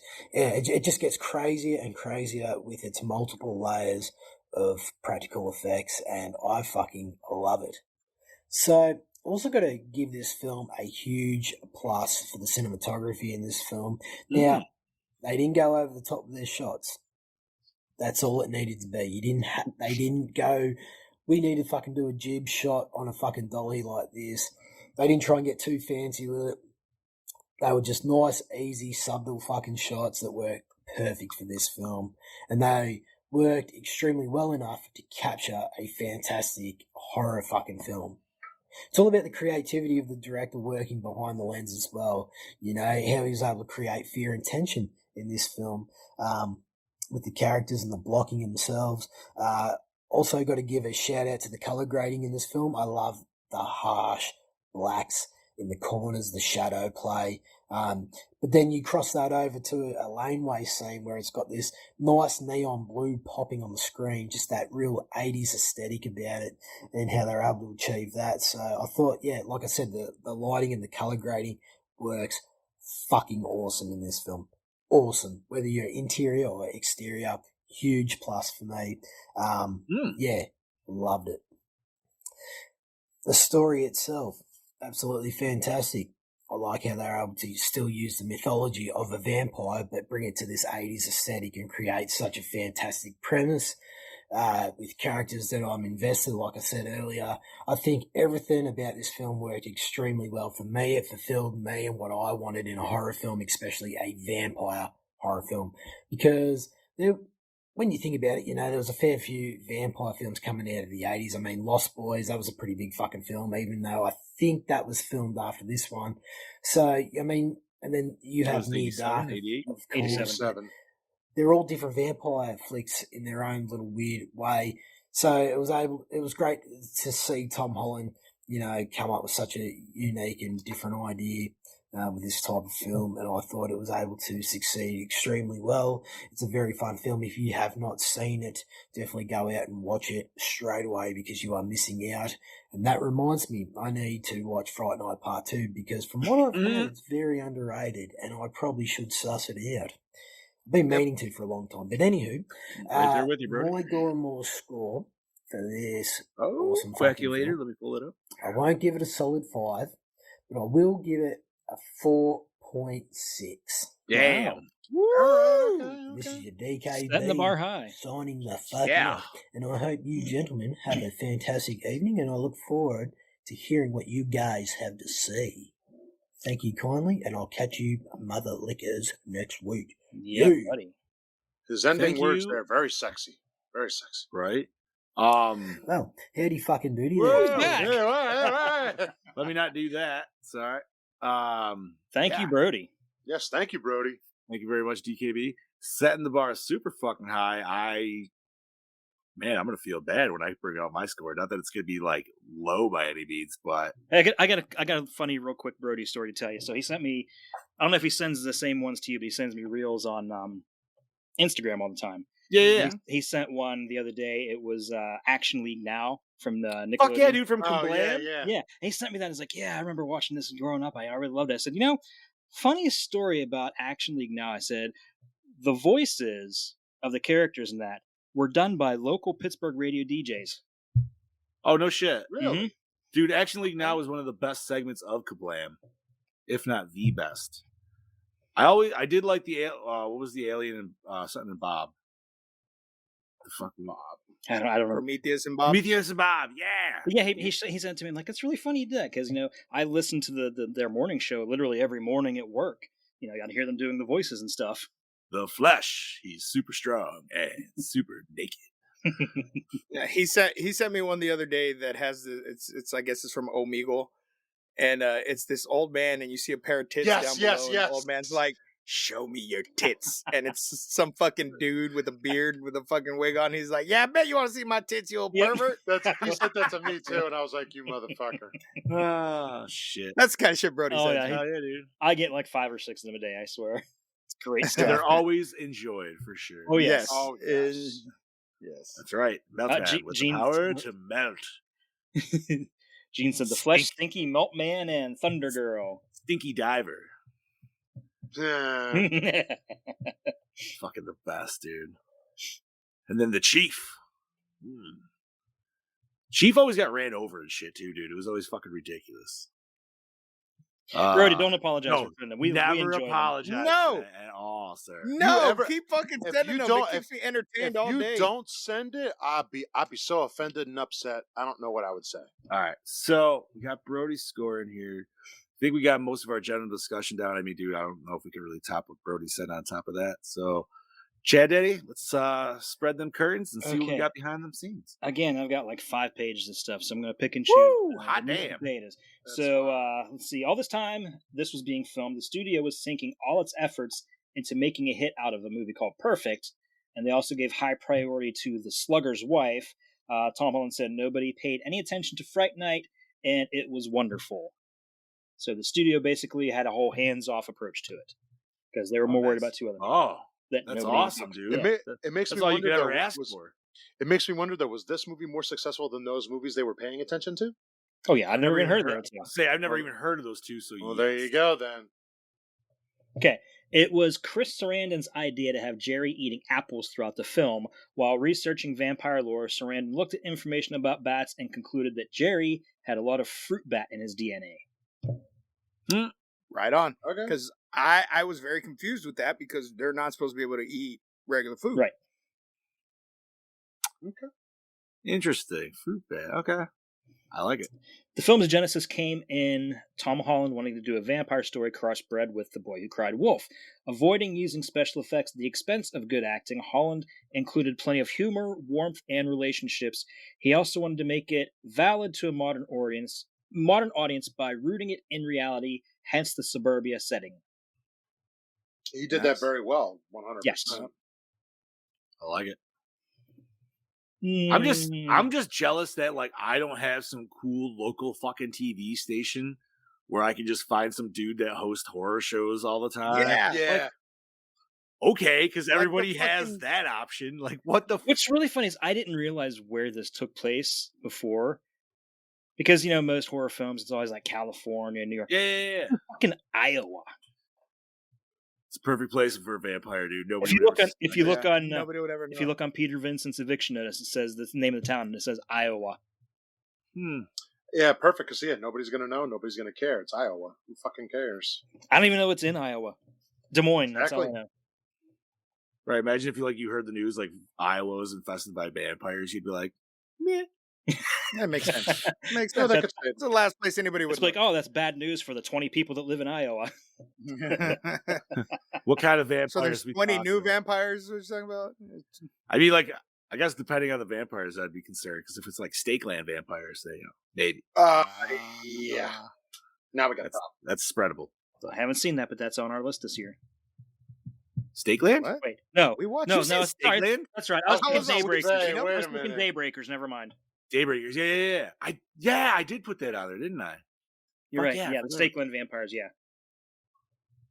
Wait, did I really put 2 vampire movies on this year? Wow. What the hell's wrong with me? Maybe you like Interview with a Vampire more than you're letting on. No. You're like, no. Damn. I don't like. I just don't like old school fucking Victorian vampires. They don't. I don't like the romantification of vampires. I don't like the get it. romantification of any horror icon. Like, Yeah. Warm bodies? Really? Romantic zombies? No. Oh my god, Ghostface, bend Wait. me over. Get the fuck out of oh, you said Warm Bodies, and I was thinking of Shape of Water, which I guess is kind of the same fucking thing. But honestly, if you watch the old fucking Creature of the Black Lagoon, that's all about like him trying to have sex with that chick, anyways. So It was. It it's just really about was. time they really made that fucking movie. Anyways, what else we got, Chad? Because of his theatrical roots and the long hours spent in the makeup chair, Chris Sarandon helped apply his own vampire makeup and often worked on the finger extensions while the makeup artists were putting the appliances on his face. That's That's kind a of good cool. guy it. right Yeah, there. that's a man who likes to help. I like that. He seems like a really cool guy, honestly. Even though he always plays dick characters, except for like I Chucky. was gonna say what? Child's Play Yeah. was a cop and a good cop. Yeah. But that's it. I mean, Well, that's the only 2 he's movies Prince I've ever Humperdinck from Forever. So you've never seen A Princess Bride? Oh, Princess yeah. Bride? Oh yeah, when I was a kid. But Yeah. I don't understand all the mad love people have for You that movie. shut your mouth. I, love that you know movie. what the problem I is, love dude? that movie too. I you know what? I gotta side with Chad Daddy because like any first of all, if I see that dude, Robin Hood Men in Tights. That's the first fucking thing and only thing that pops into my head, dude. Yep. Not Princess Bride. Everybody's like quote. I'm like, nope. Because like you know what's weird, dude, and like I don't know, I'm not close at all to the same story, but for some reason I feel because it was like time wise, I liked Krull way more than Princess Bride, and I feel like they came out with the same. I know. That is a very odd comparison. Is it though? Yes. Yeah. Krull Dating came a- out. Krull came out a Yes. good 3 or 4 years before that. Yeah, but isn't it still like saving a princess and all that shit? I That's don't know. Dude. I literally don't, like the only similarity. The only. I don't. Okay, but I just took it as like instead of like what's his Okay, name? I just put. Okay, this just made me think of on Family Guy when they're talking about The Godfather, and Peter said how he didn't like The Godfather, and they're trying to argue how great of a movie it is, and he's like, you know what? I like The Money Pit.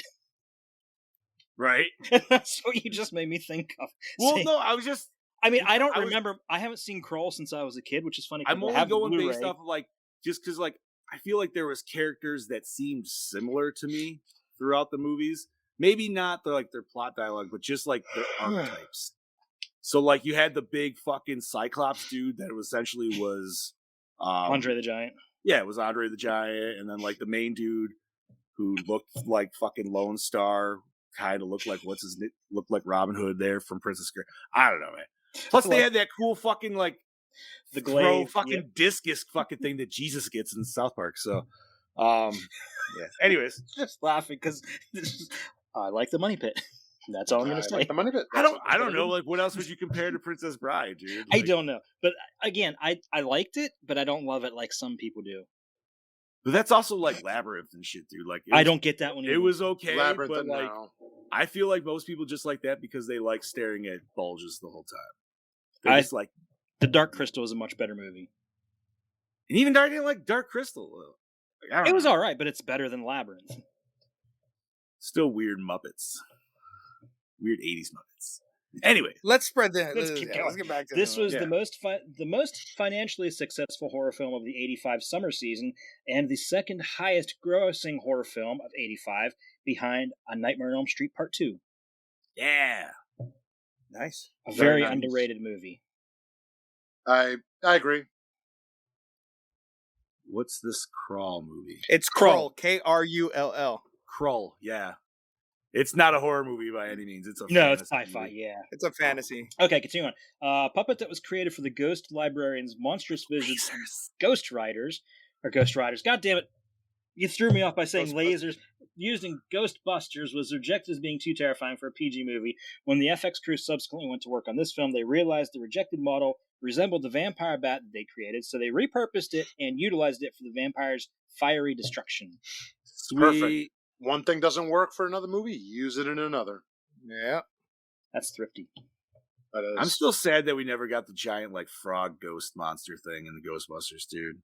That shit looks fucking terrifying. That would be nice. Did you ever see the actual like OG like animatronic prop they made for this giant fucking like frog ghost thing? Yeah, I think I saw No. pictures of it. I can't remember if it was for. It might have been actually for 2. I might be, but either way, like they actually made this thing, and then they took it out because they're like, "Yeah, this thing's gonna be way too scary for kids." And I'm like, "No, put that shit. That's back. where it should be. Put that back." What else we got, And- Chad Daddy? Okay, hold on a second. I lost Oh, my you're place. fine. Oh, what was that? Excuse Is that you. noise? No, there's people riding dirt bikes. Let's see. While blocking a scare scene, director Tom Holland asked visual effects man Randall Wingcook to devise a shark mouth for one of the vampires. There was neither time nor money left in the budget to create an elaborate prosthetic, but Cook agreed to concoct a rig over a weekend with the provision that it would only be seen on screen for a few seconds. Ultimately, the crudely made mouthpiece was not only featured extensively in the film, it was also utilized in the movie's famous poster art. It's a great poster too. It is. Actually. I want it. Sorry, I got distracted by looking up things for Krull now. Okay. The fact that Amy resembles a lost love of Dandridge was Chris Sarandon's idea. He wanted Dandridge to have added dimension, not just be some evil bad guy. Like, I still wish we got no more backstory on him. I would have then. I would have. I don't really know if you honestly needed it. Yes, you do. You do. Well, it might be further on down, but I guess Tom Holland had each of them write up 2 pages worth of backstory for each of their characters. Holy shit. So they could get more of a feel for their own characters. That's kind of cool. That's really cool. That is. I like that. Man, Onward. if you were the vampire, like, what would be your backstory? I'd be like, yo, dude, I'm 800 fucking years old. I'm older than time. I banged my way across Europe, and I made my way all the way to Iowa. I went across Europe. I got to the United States and Iowa. Iowa is where I landed. It just makes me think of Wayne's World. You just be like, I'm in Delaware. Iowa. I'm in Delaware. I'm in Iowa. We're in Delaware. The one time I drove through Delaware, I was so happy because like me and the whole car boys all quoted it at that moment. You have to. It's you're contractually obligated to do that anytime you step into Delaware. There's only a certain age group though that will do that anymore. Obviously, right? Like, you know, We're in Delaware. we're getting older. I think, if I'm not mistaken, I think Wayne's World's on HBO Max because I added it to my watch list on something. I think that's what it was. Which now tomorrow it's not going to be HBO Max anymore. It's just Max. Yeah, why? Did they start charging for it tomorrow? They I always charge for it. HBO Max? Yeah, I get it free. You have Verizon? No, I have Spectrum. maybe you have You some might. deal, but it definitely is not free. No, it's not. I had it for free. Brody, I'm a 32-year-old vampire, and I'm just a downright cunt. Fair enough. Yeah. Yeah, so like now that it's not going to be HBO, I wonder what the hell like it's still owned by HBO subsidiary. Like I don't. It's owned by Discovery. Discovery bought HBO or Warner Brothers. Oh, That's So why. we're That's why gonna they're lose jumping. a bunch of cool stuff, and they're just gonna. Damn it!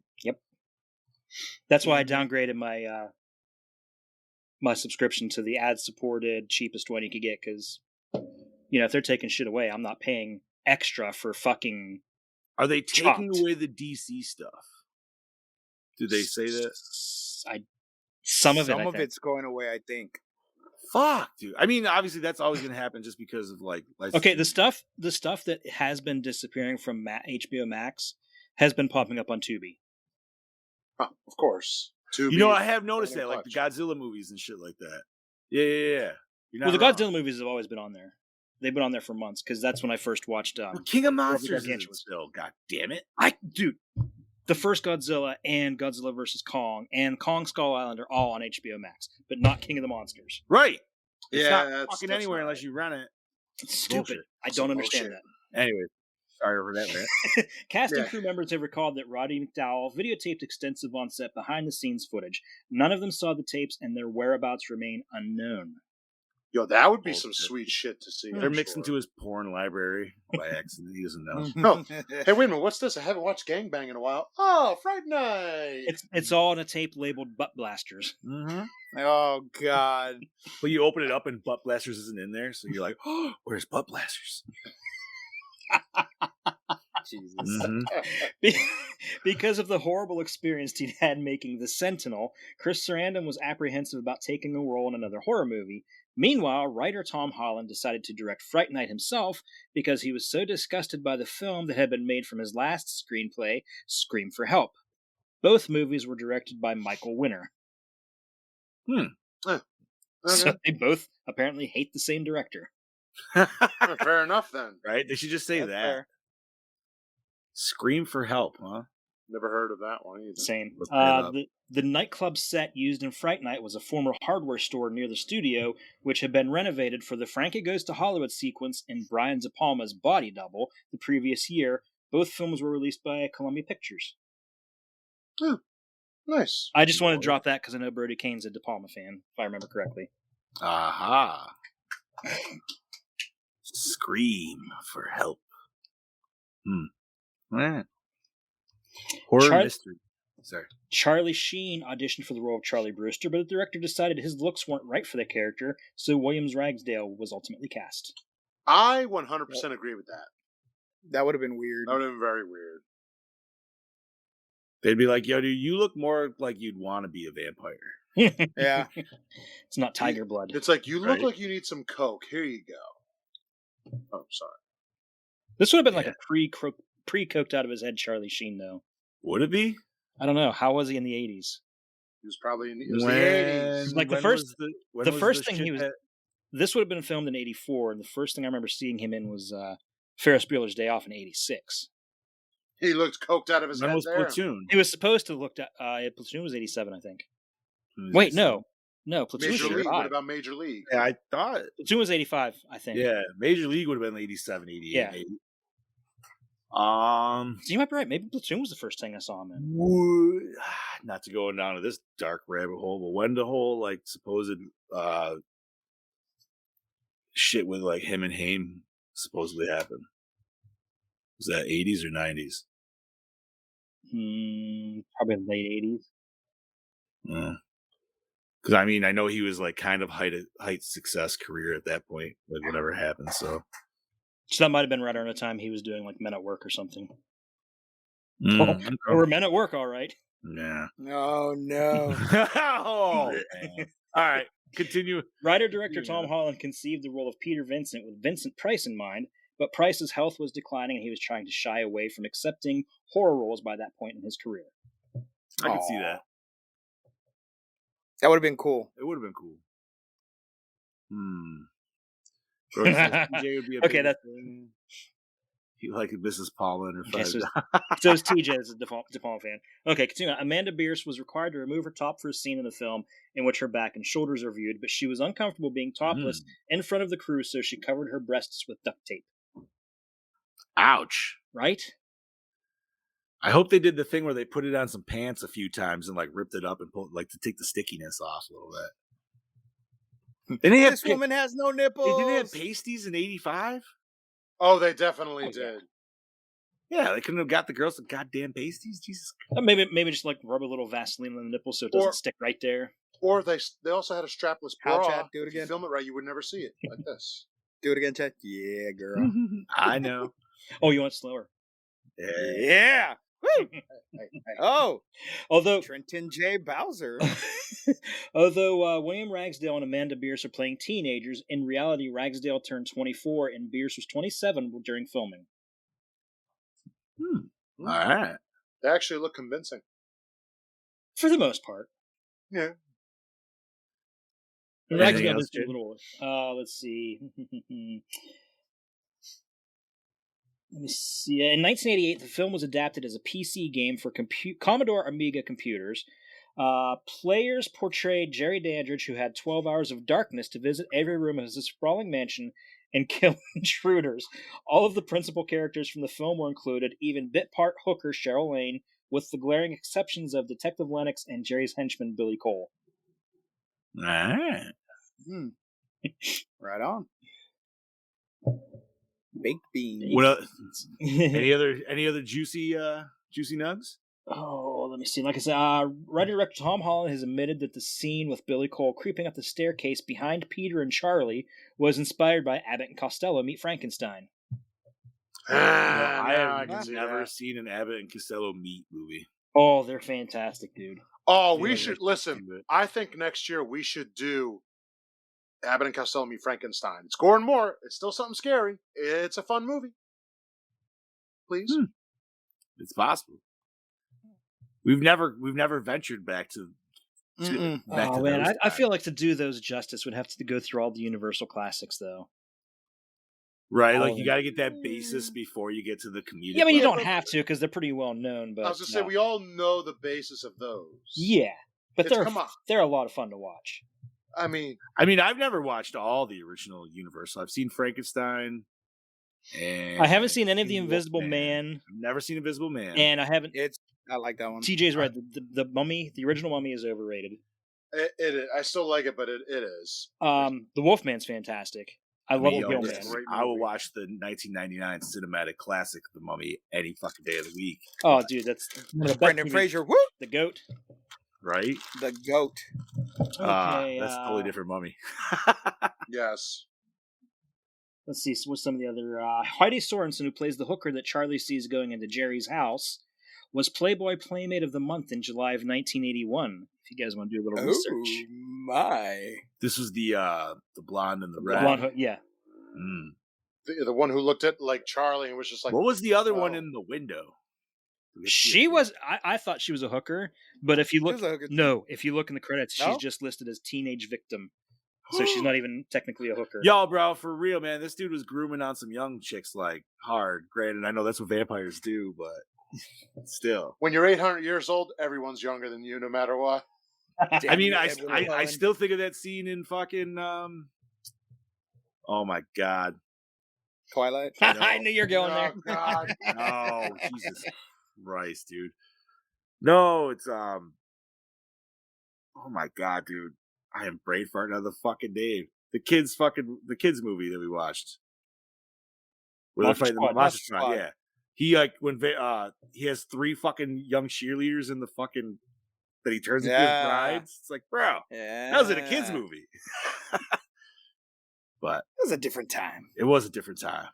It was the 80s, man.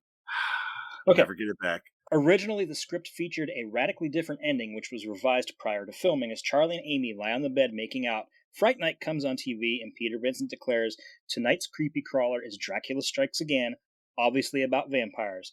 You know what vampires look like, don't you? They look like this." Charlie and Amy are horrified as Peter begins to transform. Once his transformation into a vampire is complete, Peter stares into the camera, says, "Hello, Charlie," and then the picture freeze frames and the credits roll. Okay, I kind of want to see that, honestly. That would have been fucking cool, but then part 2 would have been a completely different movie. See, now I thought you were gonna go with like all of a sudden like she turns back into a vampire on the bed and bites him or something like that. That would have been a good ending too. Mm-hmm. I would have loved to have seen what his vampire would have looked like. Hell yeah. Chris. That's Chad. Why do people call me Chris? I get that a lot. In 2015, when asked if he could do a sequel to any of his movies, ignoring existing reboots, Tom Holland replied he'd like to do a follow-up to Fright Night utilizing the original cast, or what's left of it. His proposed plot was that single father Charlie Brewster inherits his mother's home, and soon after taking up residence, his 2 teenage children become convinced there's something evil in the house next door, namely Evil Ed, who's squatting the abandoned mansion attempting to resurrect Jerry Dandridge. Dude, he's been squatting that bitch for fucking 30 years. He's a Yes. vampire. Where else is he I gonna want spawn? it. Yeah, would- but dude, they yeah, haven't been give it- noticing like a bunch of like people just showing up messing in the town, or unless he's eating off animals and shit, I guess. Yeah, it has to Must be in Florida. Probably is. When Stephen Jeffries is buried under the werewolf mask, the FX team poured a solution into his mouth to add a thick saliva-like texture, and then realized they'd used dental adhesive, which was gluing the actor's mouth shut. Ow. What the fuck? Wow. That would suck. Hey, sorry, we're using dental adhesive. Huh? Oh my god. Fuck that. Just ripping your Wow. lips. TJ's just blowing up the private chat. It's hilarious. Yes. Okay, 1988, Now Comics adapted the film into the first 2 issues of a comic book series, which was followed by 20 more issues chronicling the further adventures of Peter Vincent and Charlie Brewster. Amy was quickly phased out of the comics, but Evil Ed made frequent appearances, and Jerry Dandridge was ultimately resurrected. Gradually, the comics became serialized, but running storylines were never tied up because the publisher filed for bankruptcy in 1990. I actually have a couple issues downstairs somewhere in my collection. No shit. Nice. Nice, dude. That's awesome. Evil Ed doesn't disintegrate like Jerry and Billy do when they die, showing that he doesn't actually die, which, of course, if you see the ending, you know that. Yeah. Right. Get the sweet eyes and Okay. laugh. And finally, here's a nice, interesting bit, and this ties into Evil Dead 2, or Fright Night 2 as well. From all accounts, McDowell relished playing Peter Vincent and was eager to bring Holland back to the franchise, so he had set up a meeting for Holland and himself with Carolco Pictures chairman Jose Menendez to discuss making Fright Night Part 3. However, before that meeting could occur, Menendez and his wife were murdered by their sons Lyle and Eric. I don't know if you guys remember that, but that was the Menendez brothers. Big trial back in the early 90s. Holy shit! This stopped another sequel and also interfered with the release of Fright Night Part 2, which attained extremely limited theatrical distribution before being dumped on home video by Caracol's subsidiary, Live Entertainment. So their murder is why Fright Night Part 2 did not get a big release. Holy shit! That's crazy. Yeah. Oh shit. Well, So thank that's- you for that, Ed. My pleasure. Holy shit, that was some juicy knowledge right there. Wow, that's fucking crazy. All right, let's do. We're gonna flip this bed around and get with the good vibes, Yeah, buddy. gentlemen. What format did you watch this shit on? Tubi. Doobie. Also, to be, I was going to pop my old school DVD in, but I wanted to see how good it looked on Tubi, so that's why I went with that. and it looked really clean. It did. It's a Very nice. Not a single disc. Nope. I almost did. Douche of the film. Evil Ed. I couldn't fucking stand his ass. Billy. Yeah, And Billy. The ghoul. Billy. Yeah. I was gonna say Billy. Billy seemed like some like Canadian doofus or something like that. Like he seemed like he belonged, like he was some guy from. Canadian doofus. I only say that because he feels like he should be from like Kids in the Hall, like a Kids in the Hall sketch or something like that. Just Yeah. the way like he was making some weird fucking faces. and TJ shit, says and, like, Bob Clark triggered. Way to go. You just pissed off Bob Clark's ghost. fuck it, hey, good. Canadian. Goddamn Canadian idiots. All right. What's that all about? That's right. Favorite kill. I got to give it to the douche, Billy. He melted. It was pretty cool. Yeah, That was pretty fucking gnarly. I would say I was gonna give it to Ed, but of course he didn't fucking die. I would. So I'm gonna give it to Jerry. That was a cool. I cool effect. loved how he went. So, But I'm always a sucker for a good melt scene. Yeah. Except for Body Mod. I just did not dig that movie. why not? Because of Tony Robbins. Tony Robbins hungry. All right, so yeah, I'm gonna have to go with the ghoul as well because just Yeah. that shit was nasty. Some good body horror, as Brody says. Best scene. Okay. my favorite scene is when Jerry's on the phone and they want to test if he's a vampire or not. That whole conversation, that whole piece, I found it hilarious. That's my favorite scene, honestly.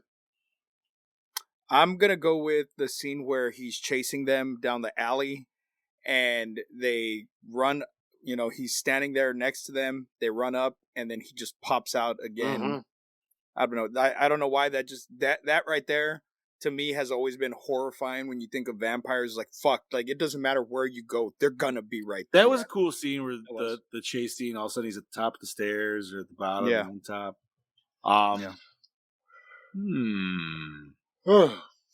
So I'm gonna say the scene after what Bob said, where they were talking on the phone. I actually like the scene where they go to his house and they get him to drink the water, because obviously he's second guessing it, not knowing if it's holy water. And obviously this is where we get the reveal that to our vampire hunter, quote unquote, that they're real, or that, he is a real vampire. I thought that was a cool, like, lead all the way up to that mirror scene. Yeah, that's a good one too. Okay, so because the whole time I was wondering, I'm like, did he actually replace it? Like, is it going to be holy water? Like, I feel like they set that tensity really well. Mm-hmm. Right. So funny that you mentioned the scene after that, because my favorite scene was a scene or so before that, when Evil and Amy go to see Charlie, and they walk into his room, and the door opens up, and all you just see are all the candles, crosses, cool. everything. Yeah. It looked like a Roman cathedral or something. I love the way that shot was. I understand the building of the weapons, but why all the candles? I didn't understand the candles either. I didn't either. All I cool. Maybe. Yeah, I don't know. All I saw when I saw that scene, I'm just like, fire hazard. Oh, that's all I could think of. I'm like, yo, dude, they're not afraid of candles. Like, what's going on? Here? Maybe it has to do with the whole Catholic thing where, you light a candle and you say your prayer. Maybe. But the only other thing that's a lot of prayers then that dude just said. Yeah. The only thing I could think of was OSHA violation. Fucking A, dude. So everybody got best scene? Mm-hmm. Yes. Mm-hmm. All right. Worst moment or scene? Any scene that had fucking Ed in it. I would say you just didn't like Ed at all. I hated him. Well, I fucking hated him. Is it his voice? His voice was just so funny, and he was just such a cheese. What was that? That was Carlton. Oh, that had to have been TJ. How come that had to we have don't been know how to TJ. do that? That's fucking hilarious. For anyone else. If I had to choose a horrible scene, is where he explains to Charlie what he has to do. It's just like, I don't know. I agree with Scoobs. Like, his voice is so annoying in this movie, so that scene just irks me.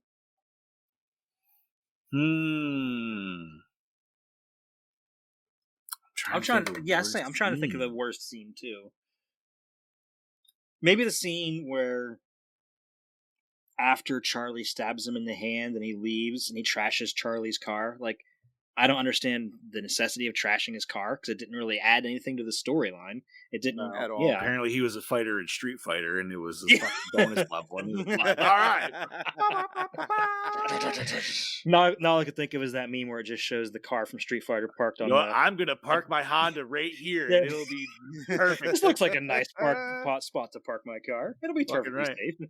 You know what? I might have to agree because that just seemed kind of like it might have been yeah, it made sense of why he never drove his car. It was just kind of a throwaway line, but at the same time, it did cover that basis. But maybe we could have seen him at least fucking up the car or car show the aftermath after the match. Yeah. Just you hear the noise and I trashed your car, by the way. I gotta say, going back for honorable mention, I also did like the first time he actually met up with the actor and tried explaining what was going on. Like, I thought that is a good scene. Yeah, you just gotta get the basis of the characters, and I don't know. But I feel like Charlie could have approached that a little bit better. He came off as obsessed. He did. He came on a little strong. But he is also freaking the fuck out because he just also found out that vampires are real and not really sure if he's going insane either. So that's what happens when you come a little strong. I guess it's an appropriate teenager response to it. Yeah, absolutely. However, for a teenager, man, this dude definitely wore like a lot of sports coats and shit for no fucking reason. Like, I don't know what was going on there. He was like, Yeah, man, why did they all get like dressed up when they went over for the that's vampire what attack? I'm trying to fucking figure out, dude. Like, he put on the Mark Summers sports coat, dude, with the jeans going on, and the little fucking elbow patches, dude. I'm like, wait, what the fuck's up here? Because I'm assuming they were like maybe seniors, so they're like 18 probably. Probably. Yeah. Give or take. But still, I don't know. 80s, whatever. Fuck it. All right, opening scene, hook us in. Yes. Yeah, it's Yeah. I mean, it's Charlie and Amy getting a little hot and heavy watching Fright Night, and he sees the vampires you get, moving like, in. Yeah, it's true. The coffin. Although at the same time, I don't know if I would be as distracted as Charlie was. Yeah. I think I would be like, you know what? This movie would never happen because I didn't notice that shit because I was fucking in the bed. By the way, did you notice that when Jerry was carrying his end of the coffin, he was only holding it with one hand? He was, yes. I did not. It's But just supposed to be a little subtle way of showing his strength. That's there. a nice little nod there. I like that. Yeah, because his other hand was in his coat pocket. I like that. Hell yeah. Okay, most attractive character. So, obviously, dude, I'm going to have to say for our main dude, we're going to have to go with Jerry. Because obviously he's a handsome motherfucker. Yeah, that one's a hands down. Like, that dude plays the role well. I say for my personal favorite, I'm going his mom, dude. See, I want to go with his mom, but the brunette that we thought was a prostitute, the one that she was. That's who I'm going with. She was hot. That was my pick right there. She was very attractive as well, but I'm still going. Heather agrees. Yeah, brunette. Yeah, the brunette. I was going to say the blonde, but then she was a little too skinny. The blonde was all right, but I would give Charlie's mom a close second. But that mom needs a good night on the town. No, that mom is going to give you a good night on the town. Yeah, and a good night elsewhere. And she'll make you pancakes in the morning, guaranteed. Fuck yeah, bro. Fuck it, I'm going with the mom, man. You sold me on the pancakes in the morning. It's like, but my brunette, look at my body. She's making pancakes in the morning. I still got to go with the brunette though, just that's by fair. a margin. No, that's fair. I usually don't choose the blonde, but you know what? Today's that day. She was a total milf. She was, dude, and she was like I said, dude. If I was his friend, I'd be such an asshole. I'd be such an asshole. Like, bro, I would never shut up. Stifler's mom. Like, I'm gonna go help your mom. Has got it going on. Okay. Remember the scene where Stifler got to bang the one dude's mom? Yes. It was the leader. Like, his mom was way hotter than Stifler's mom. Yeah. Dude. Wait, was it Fink's mom? Fink, right? What was his name? Fink. Wait, when did he bang Finch? Shipbreak. Finch. It was one of the last ones. It had to been. It must have been Reunion because he fucked Jim's grandmother in Wedding. It might have been Reunion, but yeah, like Finch's mom shows up to like get Finch or something. That he's like, "You're Finch's mom, really?" I think she's very like just like open about it. Like, yeah, fucking hey, dude. Shipbreak. For years I thought they were calling him Shipbrick. Not break. I thought it was brick. I don't know why. Shipbreak had to go take a break from school to go take a shit. I mean, Shipbreak could work too, but still. All right. So we all got to check the score. Set the mood. Yeah. Yes. 100%. It's a great score from the same guy that did Terminator. Yes, it is. Best song. Whatever they played in the nightclub. I like the Fright Night song that played over the end credits. Fright Night song, yeah.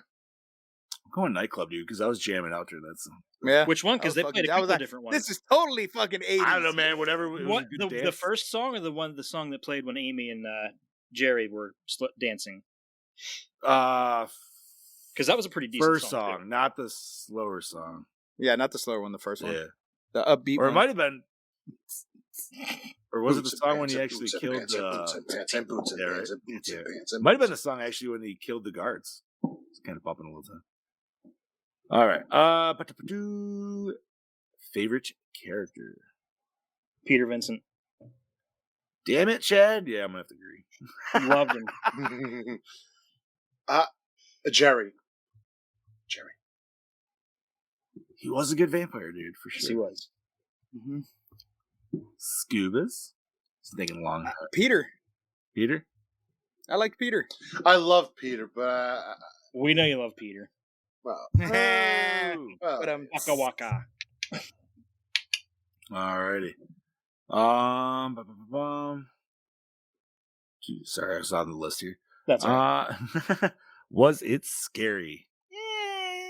Okay, when I was young, Maybe when when I I was was kid, little, not. when I first saw it, Amy's vampire face freaked me out. yeah. yeah, I could see that. I could see that. I would say for the time it came out, definitely. I mean, for us, it's hard. We've been jaded for how long now? Fair. But I've also never Original really release, yes. find vampires scary. That's the other thing. Like, Agreed. It's hard to yeah. find vampires scary because we know everyone knows vampires aren't real. Well, it's not only that, but it's like, not to fucking mention it again, but I feel like, dude, out of all vampire movies, I feel like Stakeland is the only one that's actually kind of making me like terrified of vampires. It's like, oh fuck, dude, I can that understand. sucks. I can understand 30 Days of Night as well because they're even more. 30 Days feral. of Night was a cool one too. Jesus Christ. I mean, if you were in his vicinity, boss man, possibly. All right. Does it hold up today? I would say for the most think part, so. yes. I think Yeah, so. Yeah. I think it could use a couple little There's touch-ups. but a little nothing- twist because he really gaslights her there at the fucking beginning when she didn't want to give it up. He's kind of rapey. Yeah, but then she does want to give it up, and he loses interest because Yeah. of the vampires next door. Yeah, so that's both their faults. That's not just one. But again, teenage hormones. So I mean, he did Yeah. apologize. He did. Not saying it was right, but Still Nice. apologized. tried to make amends. Yeah, I felt like she was almost kind of giving in though at that point. Like she felt guilty, which is also never a good thing either. So Yeah. you want them to want to do it, not fucking do it out of a chore. Yeah, it's John Cena. Oh, Yeah. that's beautiful. oh, You can't see me. All right, so how was the acting? very good. I feel like Very everything was good. solid. Very good. Everybody was Chris Sarandon and wonderful. Roddy McDowell were the true stars of this, obviously. Yeah. Except for Agreed. Ed, right? Look, if they were trying to get him off as a fucking annoying ass character, he did his job Then correctly. 100%. I feel like Okay. that was kind of the point too. Yeah, because that's you notice when Jerry tracks and chases him down in the alley and says, nobody's gonna make fun of you, nobody's gonna pick on you anymore, they're not gonna laugh at you. I feel like that was just because of the way his personality was. So I think that's meant to be that way. dude, I don't think I would be upset if everybody called my nickname was Evil. Like, that's Yeah, not I a wouldn't, bad yeah. nickname. Like, fuck off. That's awesome. Yeah, I agree. All right, cinematography. Brody said quite a bit about it. So, I mean, it does what it needs to do.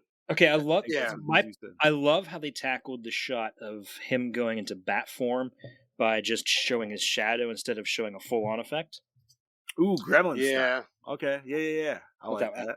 I thought that worked really well because they had a limited budget, Right. and that was a pretty cool way to tackle that particular thing. Especially when they showed a transformation just prior to that with Evil Ed.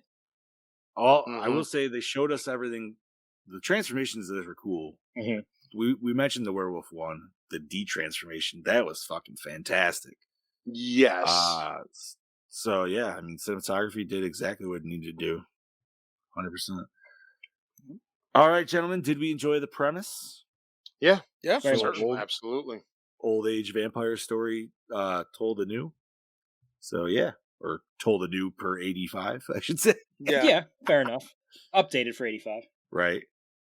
And was the climax satisfying? Okay, is there ever going to be a time where that question stops being funny? No, not until we're fucking dead. Never. So the whole third act to the climax was fantastic. Yes. I feel like Yeah. that was actually the best part of this whole movie. First half, like I said, a little slow, but man, that whole fucking third act up until the very. Where would you say the climax is, boys, for this one? I would say I- the climax is in the basement. Yeah, the basement. The for end sure. kill. Yes. Yep. Done. Yeah, Yeah, man, we get the whole window shatter, like, which is great because they were painting them in the beginning, so we had Yeah, some there was payoff with a lot that, of like- there was a lot of windows in that small basement area. Fucking right there was, dude. Yeah. And did you know? I don't know if you noticed, I picked up on this, but if you go back and rewatch it, Peter is not smashing any windows. He's smashing mirrors. Yes, he is. Oh yeah, yeah. Towards the very end there. Yeah. Yeah. And I I think he don't smashes one know. window out in the beginning, but yeah, I don't know Then what he's the just mirrors smashing are. mirrors, and I don't understand why. Maybe they'll get the reflection off the one beam to go multiple That places. seems like you just pick up the mirror and use it at that point, though. Yeah. True. But I noticed I that, think like, they were just like, just flashing smash mirrors? glass. Just smash It glass. was that a might have heat been of the it. moment thing. Yeah. Who the fuck Smashy, knows? smashy. All right. So everybody was satisfied with their climax. Yes, Okay. So See what you- Damn that's it. right. All right. So recycle, rewind, remake, or reboot. It was already remade. This is already remade. Yeah. And from what I understand, it's a pretty solid remake from what I've heard. I haven't seen it. I wonder if it does anything new or if it's just a straight beat by beat remake. Well, I know there's it's different. yeah, there's twists. It takes place in Las Vegas, and the Peter Vincent character is a stage magician, like Oh. yeah, like David Yeah. Copperfield or something. Oh, I actually haven't like seen that. it. I haven't seen it in a while, but I'm gonna have to go watch it. I haven't yeah, watched it. it's different. That came out what? Mid I wanna say, like, 2011. I was gonna say I thought it was Okay. like 2010ish. Yeah, That rest in seems peace, so Anton. long I always ago. wanted to watch it with just because Anton Yelchin's in it, but I just never have. I mean, you could rent it on anything, but It seems nothing like to watch yesterday, for yet anyone. it's now over 13 years ago. Yeah, right. Yes, I know. We're old. All right, let's rate this bitch. Yes. Brody started it off at a very high note with a 4.6. Yes, he did. Scubas, what you got? I go to 4, solid 4. All right, solid 4 from Scubas. Bob? I'm going to give it a 4.2. I think if there were like a little more explanation, certain things, I'd be happy. Yeah, 4.2. 4.2. Okay. Head Daddy? I'm with Scoobs 4.0. It does, like you said, 4. it's a little slow in the beginning. So yeah, you could have cut out 10 minutes and it would have been the perfect runtime. Okay. Damn, I feel like an asshole because I'm going way lower than y'all, but still not like terrible. But I'm going to go into 3s with this one because it was a good movie. It was fun. It wasn't like this is not a top 5 instantaneous for me by any means. And I think vampires, I'm still a little biased on vampire movies. I'm just like, eh. That's fair, though. So I'm going to give it a 3.2. Oh wow. Yeah, dude, it's not. I can get that though, because we've seen better vampire movies, and Yeah, it's just it's a solid movie, but it's also it's above middle of the road because of Yeah. effects and things like that for sure. But it's just I don't know. Even though I was late on the Lost Boys train, I'd probably rather watch Lost Boys than this. But then there's also like I'd rather watch Near Dark more than this, dude. I don't know. see, I'd rather watch this than Near Dark. Yeah, but then there's a lot more other movies even more than that. Like, right, dude, Stakeland 1 and 2. Those are top. I still can't bring myself to watch 2 because you said it's just as bad, if not worse. Gotta watch Interesting. 2, homie. 2's pretty good. No, what? Hey, The voice of God has spoken. All right, so with all of our scores combined, that gives us an even number of 4. All right, All right, okay. That stands there. So that's solid 4 for 1985's Fright Night. Chad Daddy, what are we covering next week, buddy? Oh, sweet. Next week we're doing The Entity. The Entity. And I get to talk about Yeah, I get to talk right? about the final line of the movie finally that made me laugh so fucking hard the first time I saw it. Never seen it, so this will be That's a my nice pick. watch. So it's on Hulu, Sling, YouTube for premium subscription, Roku, Amazon. So you shall all be able to find that very easily. 1982's The Entity. I have not seen this movie since I was a kid, so I don't remember it much. Yeah, Ladies and gentlemen, the man, the myth, the legend, DJ Bowser. What's up, Hello. man? Hello. What's up, buddy? I was going to wait till your review is over to pop in. So. Oh, you're fine, dude. So yeah, dude, wait for that next week. Fuck yeah, dude. Well, welcome to Nerdy News, boss man. You got anything cool and nerdy to share with us? Johnny Depp's daughter made her Cannes debut today, and it was with cum on her face. So, yes, they showed scenes from her new TV show, and it was a scene of her masturbating with an ice cube, scenes of her getting jerked off on, and then something else I couldn't remember. But yes, she got a very awesome reaction. Boy, OnlyFans is really stepping up their game. Johnny Depp's daughter, it's the first big foray into film, is with a load on her face. Good job. Nice. Good job. That is fantastic. Now that's Lily Rose Depp, right? Yes. Okay. Now we're all going to be like, where's this video? Lily Rose Depp. Y'all are gonna be watching Come that on. HBO series when it comes out. Jesus. We're gonna end up at a panel where they're like, so we got some questions for you. Hey, I'm just reading what the headline said on the Facebook today. Yeah, because Kansas is going on and everything. But yo, you guys see that Scorsese trailer for Killers of the Flower Moon or whatever? That shit's good, huh? Can't say that I have. Did not see it yet. No. It looks fantastic. I heard the main actress just takes the show and barely says a word. So, yeah, fuck yeah. You guys know how I feel about movies that are really relying on no dialogue. So, Word. Let's see. What else we got? John, nerdy? do you really not like vampire movies? Have you watched Werner Herzog's I don't. It's not. film? I just don't care for like the creature in itself. I guess. Oh, I don't okay. know. That's get that. understandable. I get Yeah, that. like it's Even 30 Days of Night, like 30 Days a Night was cool. okay. I that was very. I've only seen it once when it first came out, and I remember how it was definitely fucking a nice gory movie for sure. And I remember the end fight scene was pretty ridiculous, if I'm not mistaken. But no, that was. I mean, You want to watch a good one, Blood for Dracula from Paul Morrissey, but it's also labeled Andy Warhol's Blood for Dracula. Udo Kier plays the weirdest fucking Dracula you've ever seen in your life. And he's constantly the entire movie asking for virgin blood. It's awesome. Well, virgin blood. He doesn't say V. 1974. He only says W. Yeah. I have him back here. Let me look at the big list here. Up there. Okay. There you go. Oh, there you go. Look at that. Yeah. Yeah, it's a really cool digipack. There's the original art. Blood for Dracula. Yeah, like most places label it Andy Warhol's Dracula, but it's Paul Morrissey did it. Andy just stopped it and said, "Hey, yeah, that looks good." Oh, there you go. At Oh, least shit. it's honest about it. Yeah. I got a little nerd news here in the horror world. Congratulations to Terrifier 2 for winning the most Fangoria Chainsaw Awards. It won a total of 4. Oh my! Nice. Oh shit. It won Wow. for Best Limited Release Movie. This was a new award, the Editor's Eyeball Award for Lauren Lavera, Best Makeup Effects, and then Best Kill. So that was the most awards won for the Chainsaw Awards for Fangoria this year. All right.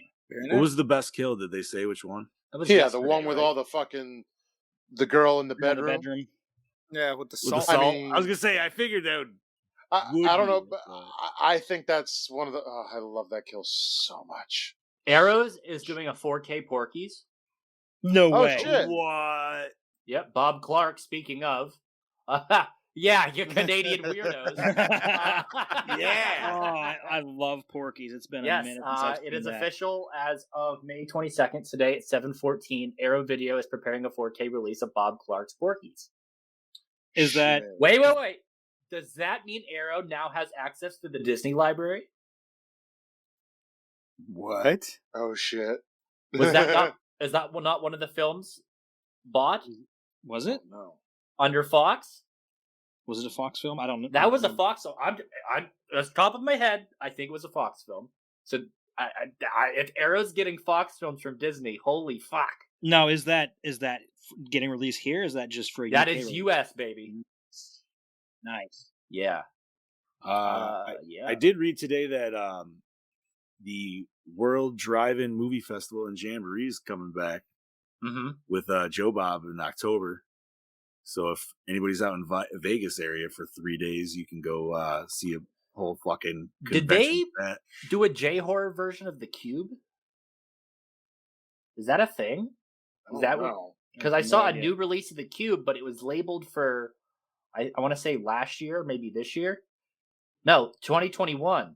But like all the actors' names are Japanese. Like They might Jennifer have. Lopez, The Cube? No, like That's the a No, Saw. like That's the Saw. Sal, sorry, Sal. yeah, the Cube where it's like He's Saw a before Cube. Saw was cool. yeah, pretty much. I don't know if I've seen that one. I the first Cube movie is I actually It think it's is. a great movie. And they all kind of expand on the very strange and ever changing lore of it. Yeah, But, they do. Yeah. Might have to throw that on the list next year. Cube Zero, I think I watched the other day, and that was pretty neat. Yeah, that's got the melting scene in the beginning of it. Yes. Let's see what else happened in horror news this Okay, week. I want to mention. Okay, let me. So back in the day, when the Friday the 13th game came out, its biggest competitor was another similar game called Dead by Daylight. Yes. So, I know where you're going this with this. past week, while Friday the 13th may be dead, Dead by Daylight's still going strong with the announcement of a Nicolas Cage chapter. He's being added to the game, but not just that.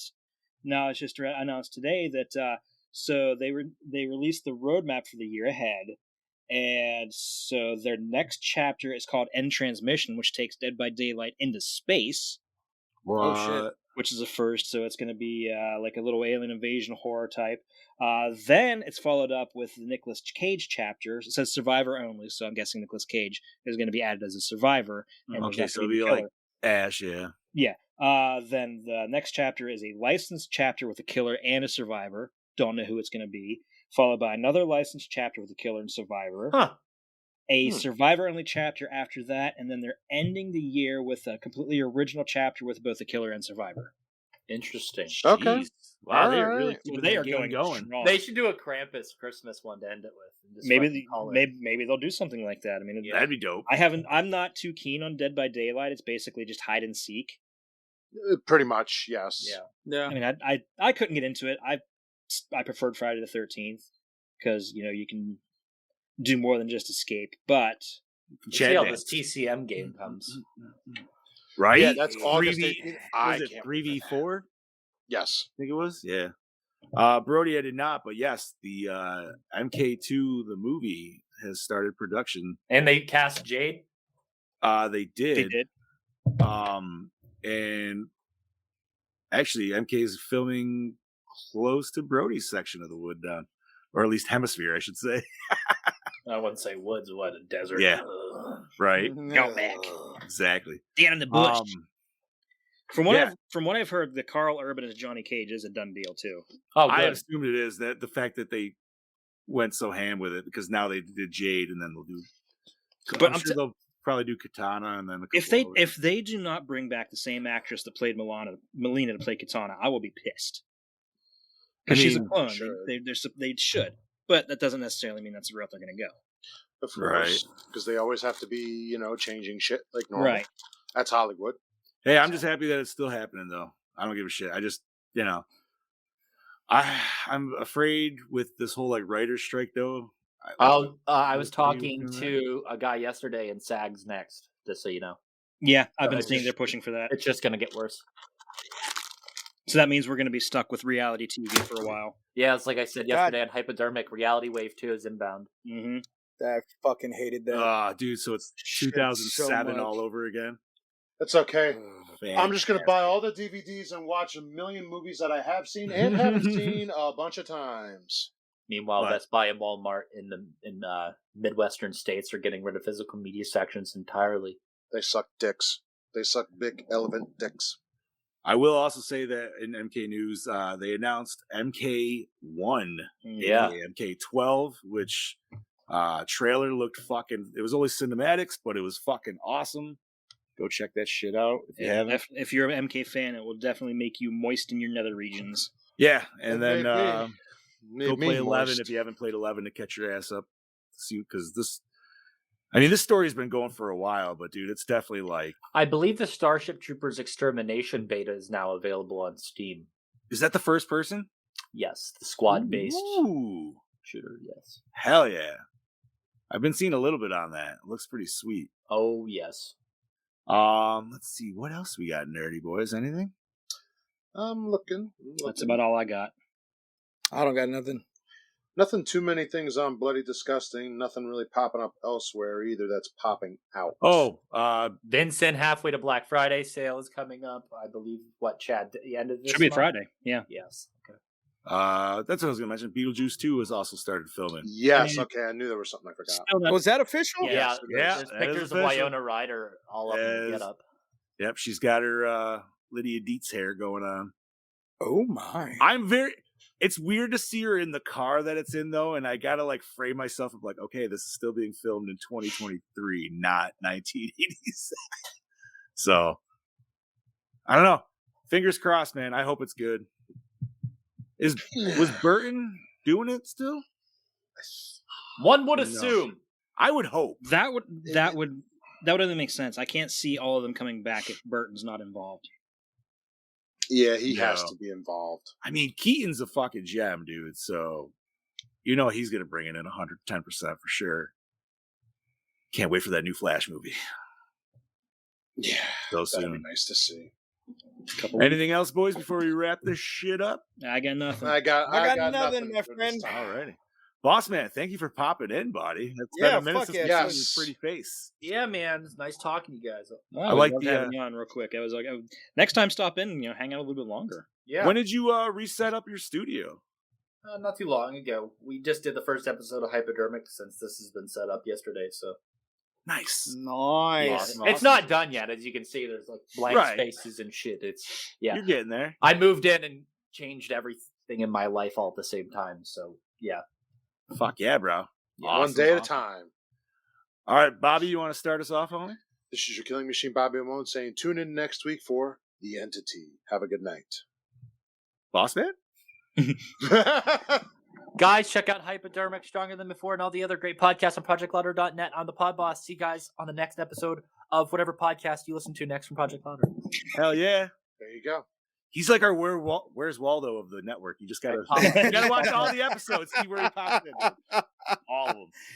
And as always, ladies and gentlemen, I'm your host with the Ghost, Prince of the Paranormal, the Duke of the Dead, the Dean of the Deceased, the Ghost Daddy, Lord Scuba saying, see you next week. And I'm just your Dark Lord of Knowledge, your Chad Daddy, saying join us next week. Cunts. And I am your Fluff Master Supreme, Big Johnny D, saying adios, Gorehounds. Thank you once again for joining us for another fantastic episode. Remember the Entity next week. And last but not least, stay fresh, cheese bags. Cheesy ball dicks. What the fuck?